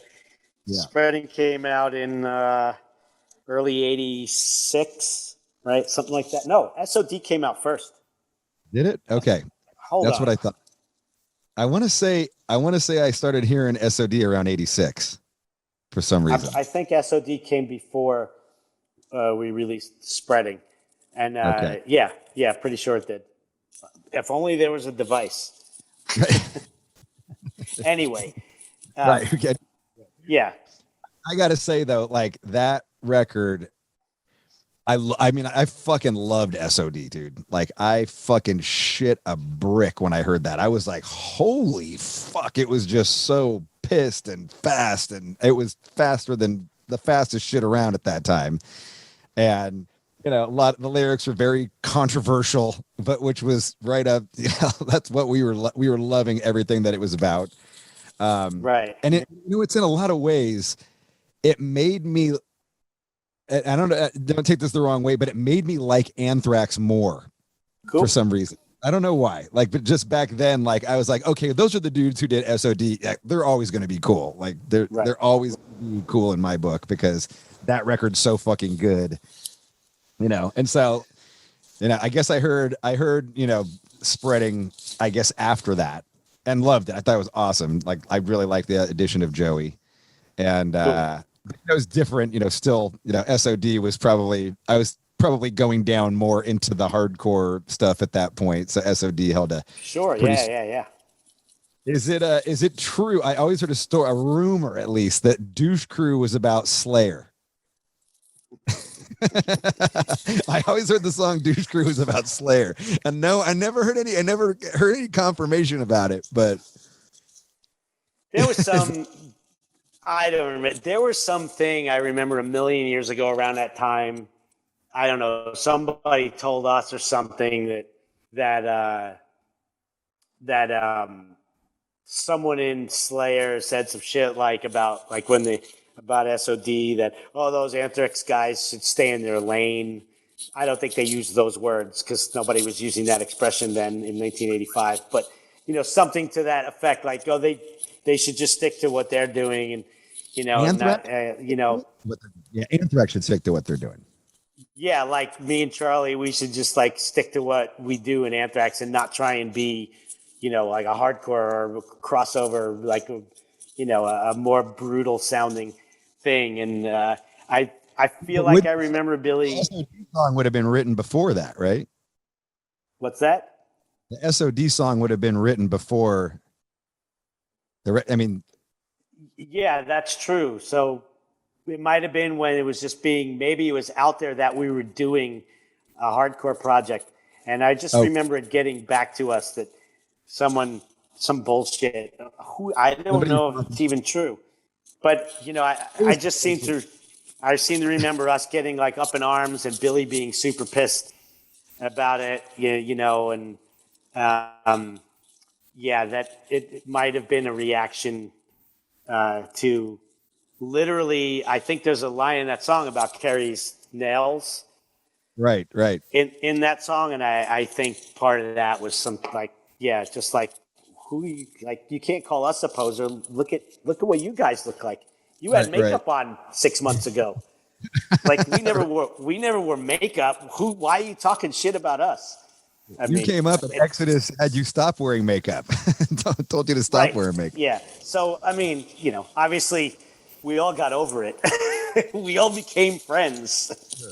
I just to me, I love hearing that, because I think that like there is, back then there was a little bit of rivalries here and there. You know what I mean? Like there was a little bit of, Metallica and Slayer did not like each other. Like they, a lot of shit talking back and forth between the band, same Megadeth and Metallica, obviously, so it was like, it wasn't this big love fest. Like there was respect and an admiration, but it was just like, there was a lot of, and I thought it was awesome. I was like, oh shit, that's about Slayer. Oh shit. They're dissing Slayer. Yeah, I mean, look, I'd be lying if I said we weren't paying attention to what everyone else was doing. And I mean, you remember the days when it was literally important of who was playing the fastest. Like that actually meant something back then. Like when you heard someone with a song that was like holy shit, like our song Gung Ho. Literally, when we wrote Gung Ho for Spreading, that was because we wanted to have faster double bass than anyone else in that moment when we were writing that song. So Charlie played that, and for a moment, we had faster double bass than everyone else for 5 minutes. Right. Yeah.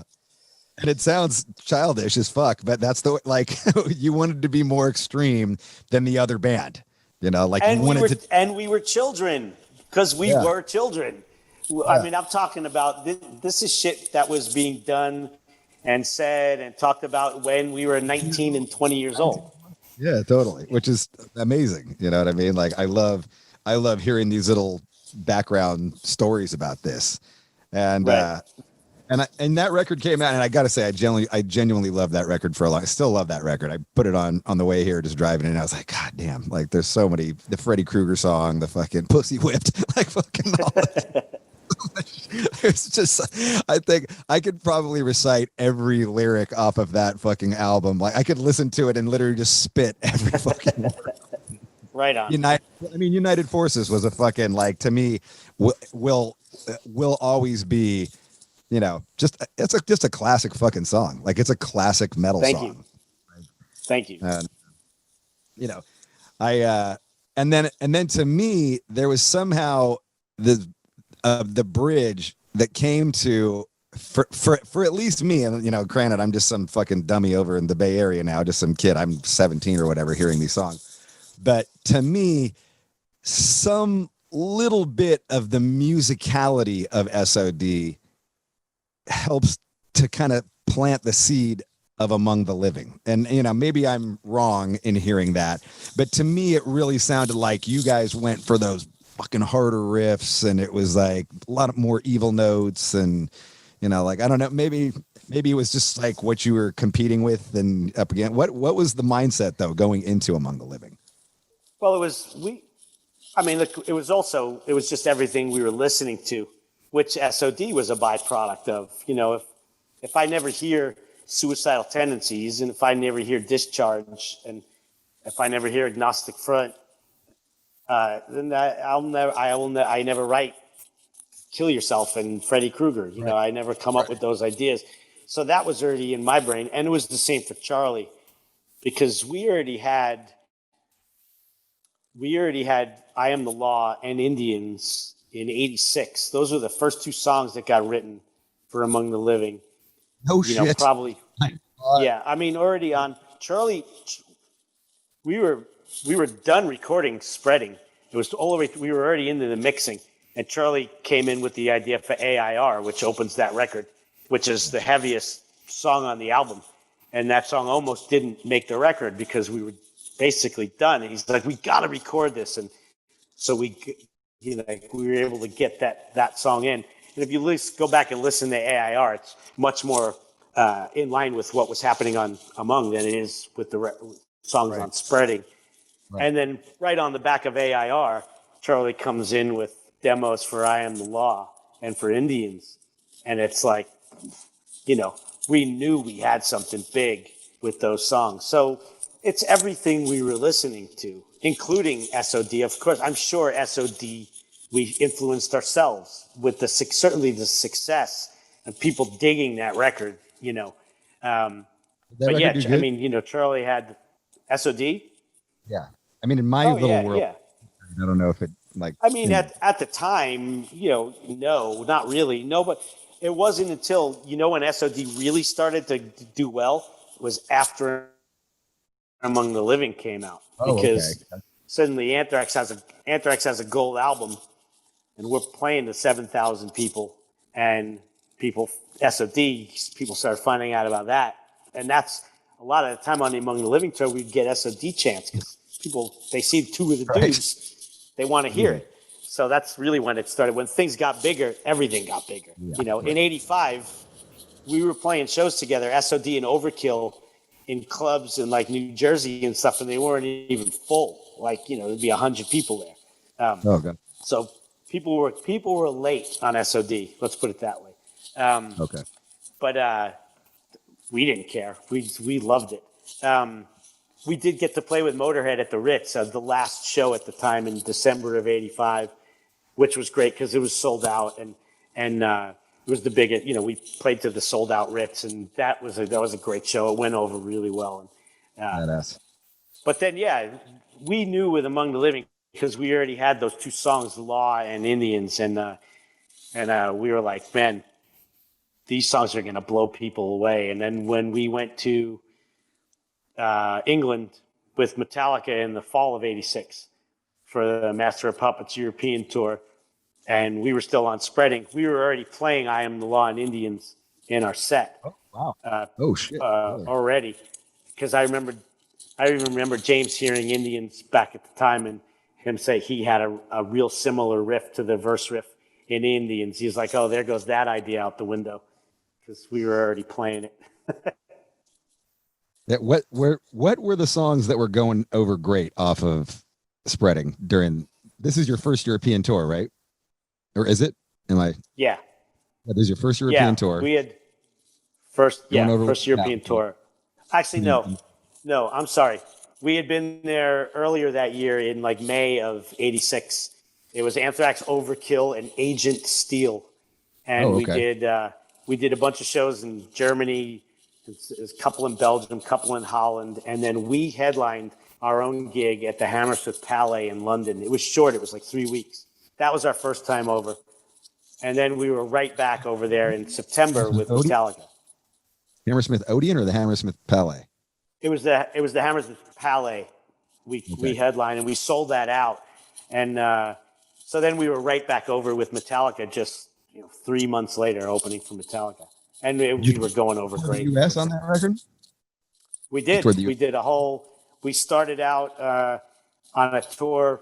It was Black Sabbath, Wasp, and Anthrax. Sabbath? Crazy. Yeah. And we were in arenas, started in the Northeast. And this is when Glenn Hughes was singing for Black Sabbath. And like, it was a bad time for them. And it wasn't, we were in arenas, and there was, they were selling 2,000-3,000 tickets. But it was great for us. We did. Right. Yeah, we were like, this is amazing. And Oh, Tony, after a you're- week and Tony Iommi. yeah, after a week and a half, they canceled the rest of the shows, and so we jumped right out on a headline run on a club, just clubs, and we were out the whole summer of '86 playing clubs until we Okay. went to Europe with Metallica. Did you ever have the? Did you ever have the? This is a moment that I had one time when I was touring with Heaven and Hell. I walked out of my dressing room, and then Tony Iommi walked out of his dressing room, and he looked over at me and he goes, "Oh, hey, Rob," and I went, "Oh, hey, Tony Iommi." How's it going? And I just like in my head just went, mind fuck. What the hell was that? You know, like Yeah, that. it's Nobody knows my name. it's too much. I have that with a lot of dudes. Like that, the fact that they know your name is like, yeah. I mean, Isn't we that got to the- meet them on that tour. Like after the first show, their tour manager came and brought us down to some room, and then Tony came in and said hi to us, and we were fucking losing our minds, you know. And then it wasn't until years later I ever saw him again, and he remembered me, you know, from the tour. And anytime I see him now, you know, if I bump into him at something, or if we happen, like when Heaven and Hell was touring, we did a lot of festivals together, and Right. it's the same thing every time. It's like I just feel like a 12-year-old, and I'm sweating and. Totally. I did the same. I was just like, what the hey, Tony Iommi. Never thought I'd say those words again. Is this It's Geezer? crazy. Is this Geezer in the band? Geezer's in the band? Geezer, Is it no, it Minneapolis? it was Dave the Beast Spitz, Danny's older brother, was actually playing bass in Sabbath for 5 Oh, seconds. crazy. So your band member's older brother was playing bass in Sabbath. That's crazy. And I think Eric Singer was drumming. It was Okay. and this is when Glenn was not sober yet, and he was having a lot of problems. They had this singer Ray Gillen literally waiting in the wings to replace Glenn. Oh wow. It was a weird scene, man.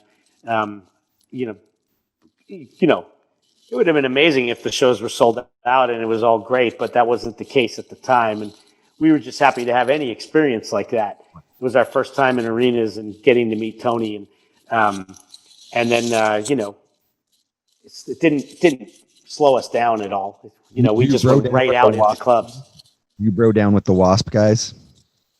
I became friends with Chris Holmes at the time. Yeah, he was really nice to us and always fun to talk to. And the other dude, we don't need to talk about him. He was not nice to us. Is this the Love Drive or what is it? LO Love Machine VE. I don't even know. I was never a fan. It was not for me. Yeah, Yeah, me neither. It wasn't for me. I love Motley Crue, but like I just didn't. Wasp was another thing. Yeah. So then let's go back to you go to Metallica.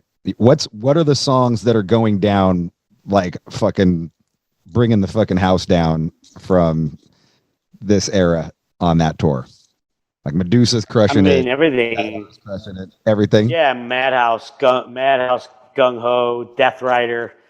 You know, from Fist, because we did Fistful stuff. Metal Thrashing Mad was a big one. Right. I mean, everything, the whole set. We were playing 45 or 50 minutes opening for Metallica, and from start to finish, it was just that tour started in the UK, and we were playing all those places around the UK, like Hammersmith Odeon and Birmingham Odeon, all those size rooms in every city, and sold out. The whole thing sold out and packed when we go on, and just the people headbanging and going nuts from the first moment. And that's when we knew we were like, this is crazy. Just you two guys? It's Just the the two two of of you? us. Yeah. Open, like local openers and stuff? Nope. No, just crazy. I mean, this has got to be. It was nuts. And this is Master of Puppets. So, it's just like, I can't even imagine being on tour with Metallica Master of Puppets. Like an album that I don't know if everybody realized it at the time, but a record that would go on to define a genre in many ways. Oh yeah, it's Number of the Beast. It's Hellbent for Leather. It's It's any one of those iconic. It's Ace of Spades. It's that. It's Zeppelin 4. It's what it's Sergeant Pepper's. That's what it is. You feel It was that at the time? incredible. It feels like that at the time? Well, no, but yes, because when I heard the song Master of Puppets for the first time, or Battery, or Sanitarium, you just knew they were just on another level at that point. They had really, it wasn't Kill 'Em All anymore, but it shouldn't have been either, because listen to the fucking songs they wrote. I mean, the song Master of Puppets for me that would make probably be top 5 metal songs of all time. It's just, it's, they had really just tapped into whatever it was they had inside them in that time period, and just wrote. It was just fucking brilliant. And what was crazy was they were just our bros, because we had been spending a lot of time together since early '83, when I gave Cliff a toaster to cook his hot dog. You know what I mean? Those cold hot dogs. So we were just, it was like we were still just hanging out with our bros, as big as everything was getting for us, and for them, even bigger. The fact that we were all together now in Europe together, just bros, man, all for one. And it was, it couldn't have been better. It was really, just every night was unbelievable. The shows were great. And then we would all hang out till late hours in the night when the shit would get broken down, and then we'd both get in our buses and wake up the next morning, come into the venue, have breakfast together. It was the greatest. It was seriously, it was the best thing. And the shows were sold out, so it was like, people fucking like this shit, you could feel it. And then you'd hear about what was going on back at home, and you'd be hearing about record sales, and Johnny would be like, spreading the disease just passed 100,000. We were like, what? This is crazy. You were literally daily, weekly, you were feeling this wave that we were a part of. Because where did all these people come from? It was only a couple of months ago we were playing to 200 kids, and now we're with Metallica, granted, but still, we came back right after that, not long after that, in early '87, and sold out the same venues ourselves, And then, it just, over a course of that 2 years, from '86 to '88, we went from literally nobody coming to shows, a couple of hundred, to, we're selling out the Aragon, we're selling out places like that ourselves. That wave, you could feel it every day. It was incredible. Yeah. I mean, that must have been fucking crazy. Such a, again, you at this, precipice of time. It's insane to me that you were there on the Master of Puppets tour. You're there when Metallica arrives in New Jersey or Jamaica, Queens for the first time. Yeah. Yeah. And then the worst part is we were there with the UK tour finished, and we played Oslo, and then we got to Sweden, and then that was it. It was after that show as when the bus accident happened. And, so we were there for that too, which is the worst, the worst you could ever think of. How do you find out about that? How do you find out about that moment? I woke up in my bunk in front of a hotel in Copenhagen, because that's where the next show was. And which I thought was weird, because we didn't generally have hotels, only on a day off. And so I was kind of wondering, why were we outside a hotel and not parked at the venue? And so eventually I got up and I walked in to go find a bathroom. And our tour manager was in the lobby, and he was talking to somebody. It was still pretty early in the morning. And I remember just going, "Hey, what's up? What's going on? Why aren't we at the venue?" And he said, "Scott, this is the promoter of the show, and there's no show today." And I'm, your brain starts to, and I'm like, "Oh, weird, the show's canceled, And I'm like, what happened? Why? And then the promoter said, there's been an accident. Huh? And then Mark said, Metallica's bus crashed on the way down here from Sweden last night. We don't have a lot of details, but we do know that Cliff was killed in the accident. That's all we know. That we've heard the other guys are okay. People are banged up, and I was like, get the fuck. It just made no sense in my brain. Those guys were such jokers and like fuck ups in the way that I wouldn't have put it past them that they got so fucked up after the show that they're just not making the gig. And so they made up some story about an accident, and because that made more sense to me than Cliff being dead. And I was like, no, there's going to be a show. Everything, they're fine.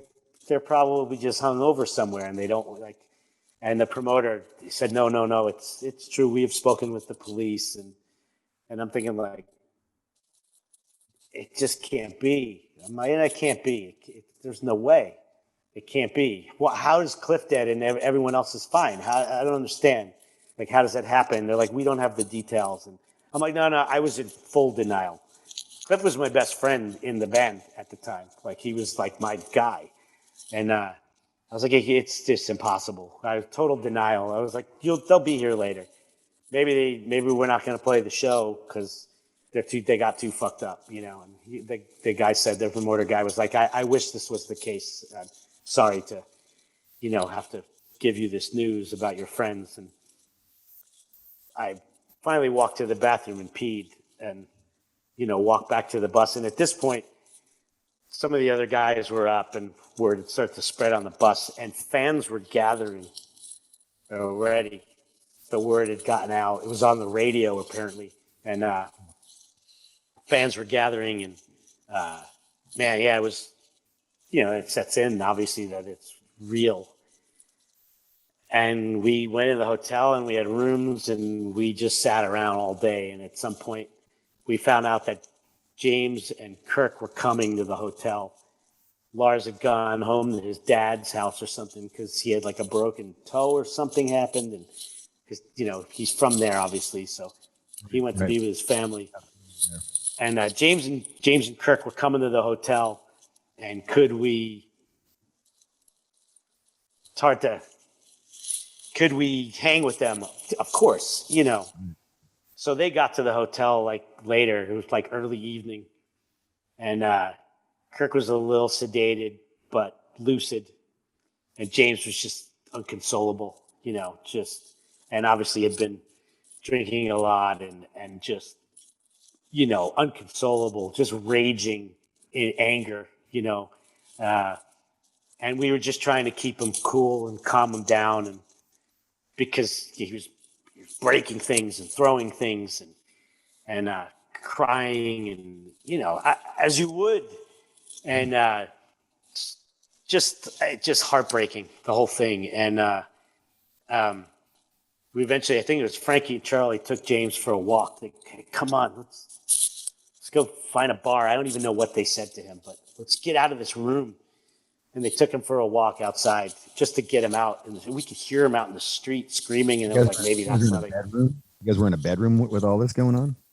Or like in the lot? We had we had hotel rooms, and we were all just hanging out in one room, everybody. And Kirk told us what happened, and everything. And then they brought James back because he started kicking cars and stuff outside. And they're like, we better bring him back in the hotel.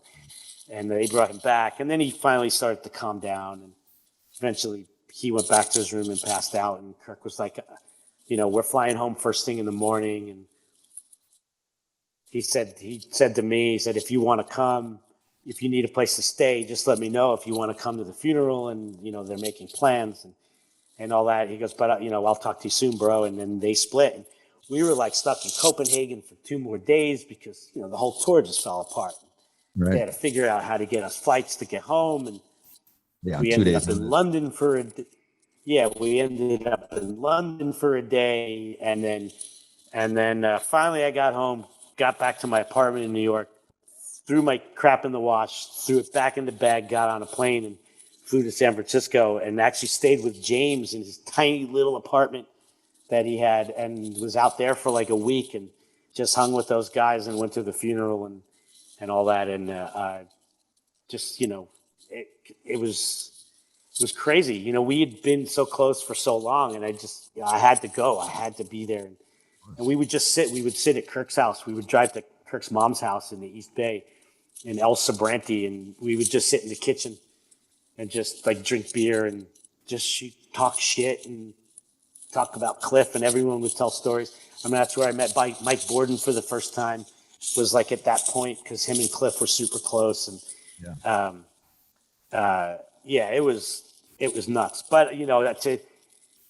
To give it up for those guys, they never once thought about calling it quits, after Cliff was gone, and I know it's so cliche to say it, but it is the last thing he ever would have wanted would be for those guys to stop making music. And, there was never even a thought that they wouldn't have moved forward.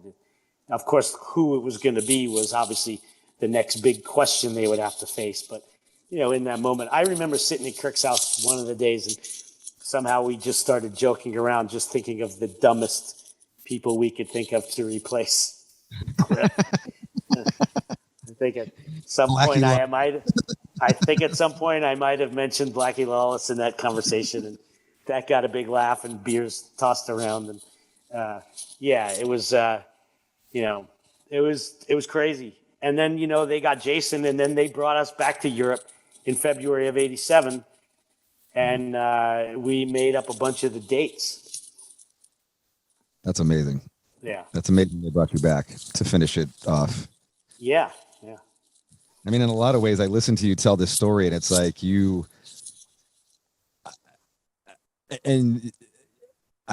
doesn't even sound like you had time to process it before you had to begin consoling them on the death of their bandmate in some ways.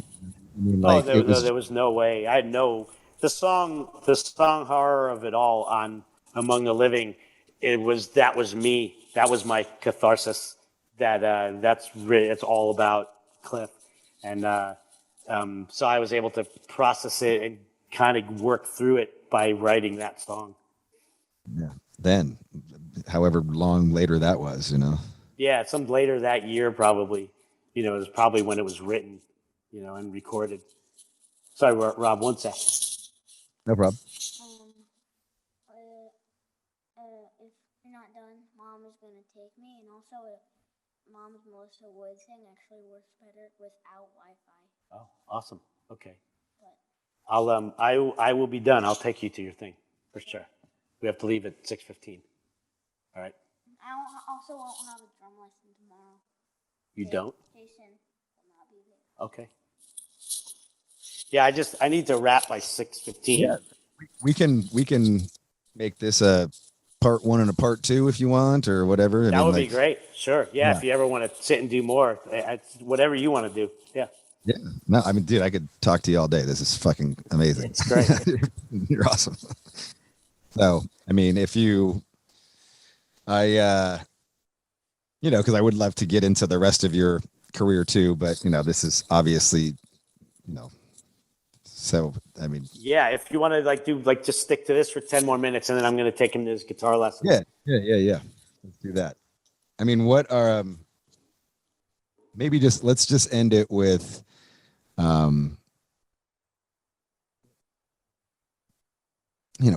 final thoughts on, your closest friend in Metallica passing away and you being there and all that. I mean, just like, I'm trying to process what you must have been thinking fucking time, man. Like, it's just crazy, dude.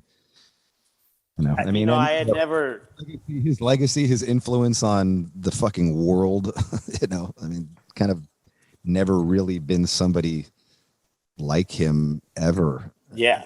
No. In metal. No, one of a kind, man. And as a human too, his personality, he wasn't like the rest of us. All the rest of us were, we were more metal. Like it was like in a weird way, even though he was the most metal, we were a little bit more one-track minded when it came to music. Certainly what we were playing, what we were listening to, books we were reading, things we were into. He was so way more worldly as a human than the rest of us. That's what I meant to say. He just had he was completely open-minded, like, even though I'm sure he appreciated Paul Bailoff and Kill Posers and all that, and that, metal. Yeah, that was a part of him. But Sure. he also was open-minded to everything. And I didn't really know anyone else like that. I was part of the, Kill Poser crowd. and so I didn't have many people in my life that were into everyone. He walked around. He had a Leonard Skinner button on his denim, and he wore flares. And I remember him giving me he gave me the REM record, Green. He gave me a cassette of that one day. He's like, "You should check this out." And I said, "What is it?" He goes, and he gets a band called REM from Georgia. I said, "It's metal?" And he said, "No, not at all." He goes, "But I think you'll appreciate it." And I said, "Okay." I didn't like it at all, but I loved the fact that Cliff thought enough of me to hand me a tape, thinking, "You should check this out." He's the first dude I knew. I knew who the Misfits were and stuff, especially because they were from New Jersey. But I was more of a Ramones guy as a kid. I didn't really know much about the Misfits. And then Cliff shows up, and it was just like, oh, yeah, they're fucking awesome. I might have never, eventually I probably would have gotten into the Misfits. But he wore the shirt every day. I credit him with really, he turned people onto the Misfits. You know what I mean? Yeah. Faith No More. He's wearing a Faith No More shirt one day. What's that? Oh, it's this band from the Bay Area. They're really cool. You should check them out sometime. I didn't at that moment in time, but then I remember at some point hearing when I first heard We Care a Lot, and I was already a rap guy, so it was kind of like, oh wow, this is great. That's that band Cliff and then James were wearing the shirts all the time, and so he was just so more advanced than the rest of us at that time. He seemed very what's the word I'm looking for? He was way more comfortable in his own skin than I think a lot of the metal dudes. He was like, oh, yeah. I'm going to join a band, and Lars and James and Kirk are going to wear leather jackets and spandex and bullet belts. And no, I'm just going to wear my fucking big bells and my fucking and fuck you guys. I'm just going to headbang. He didn't care. He only cared about music, man. It was just his soul. It's the playing made his heart sing. It's just all he cared about. He didn't give a shit about what he looked like, or he didn't give a shit about anything else. He was just so much that guy. He was super smart, super funny, super sarcastic, very aloof. I don't think it was that easy to maybe, if you didn't know him and you weren't a part of his circle, to maybe get in there, engage with him, because I would see that happen. And he wasn't a dick. It was just, he had other things on his mind, he was just unlike anyone I had ever met in my life. And I always look back on it as just, I'm happy for the time, for the three, basically a little over 3 years of time, that in that 3 years, I did get to spend a lot of time with that dude. Yeah. That's amazing. Yeah. Scotty, thanks for being on No Fucking Regrets, man. Oh, thanks for having me. Yeah, dude. Yeah, I'll do part 2 anytime you want to do it. We could move forward from here. All right. Yeah, we'll text each other and set up a time and shit. But dude, right on. You were awesome. That was awesome. Thank you. Ladies and gentlemen, the mighty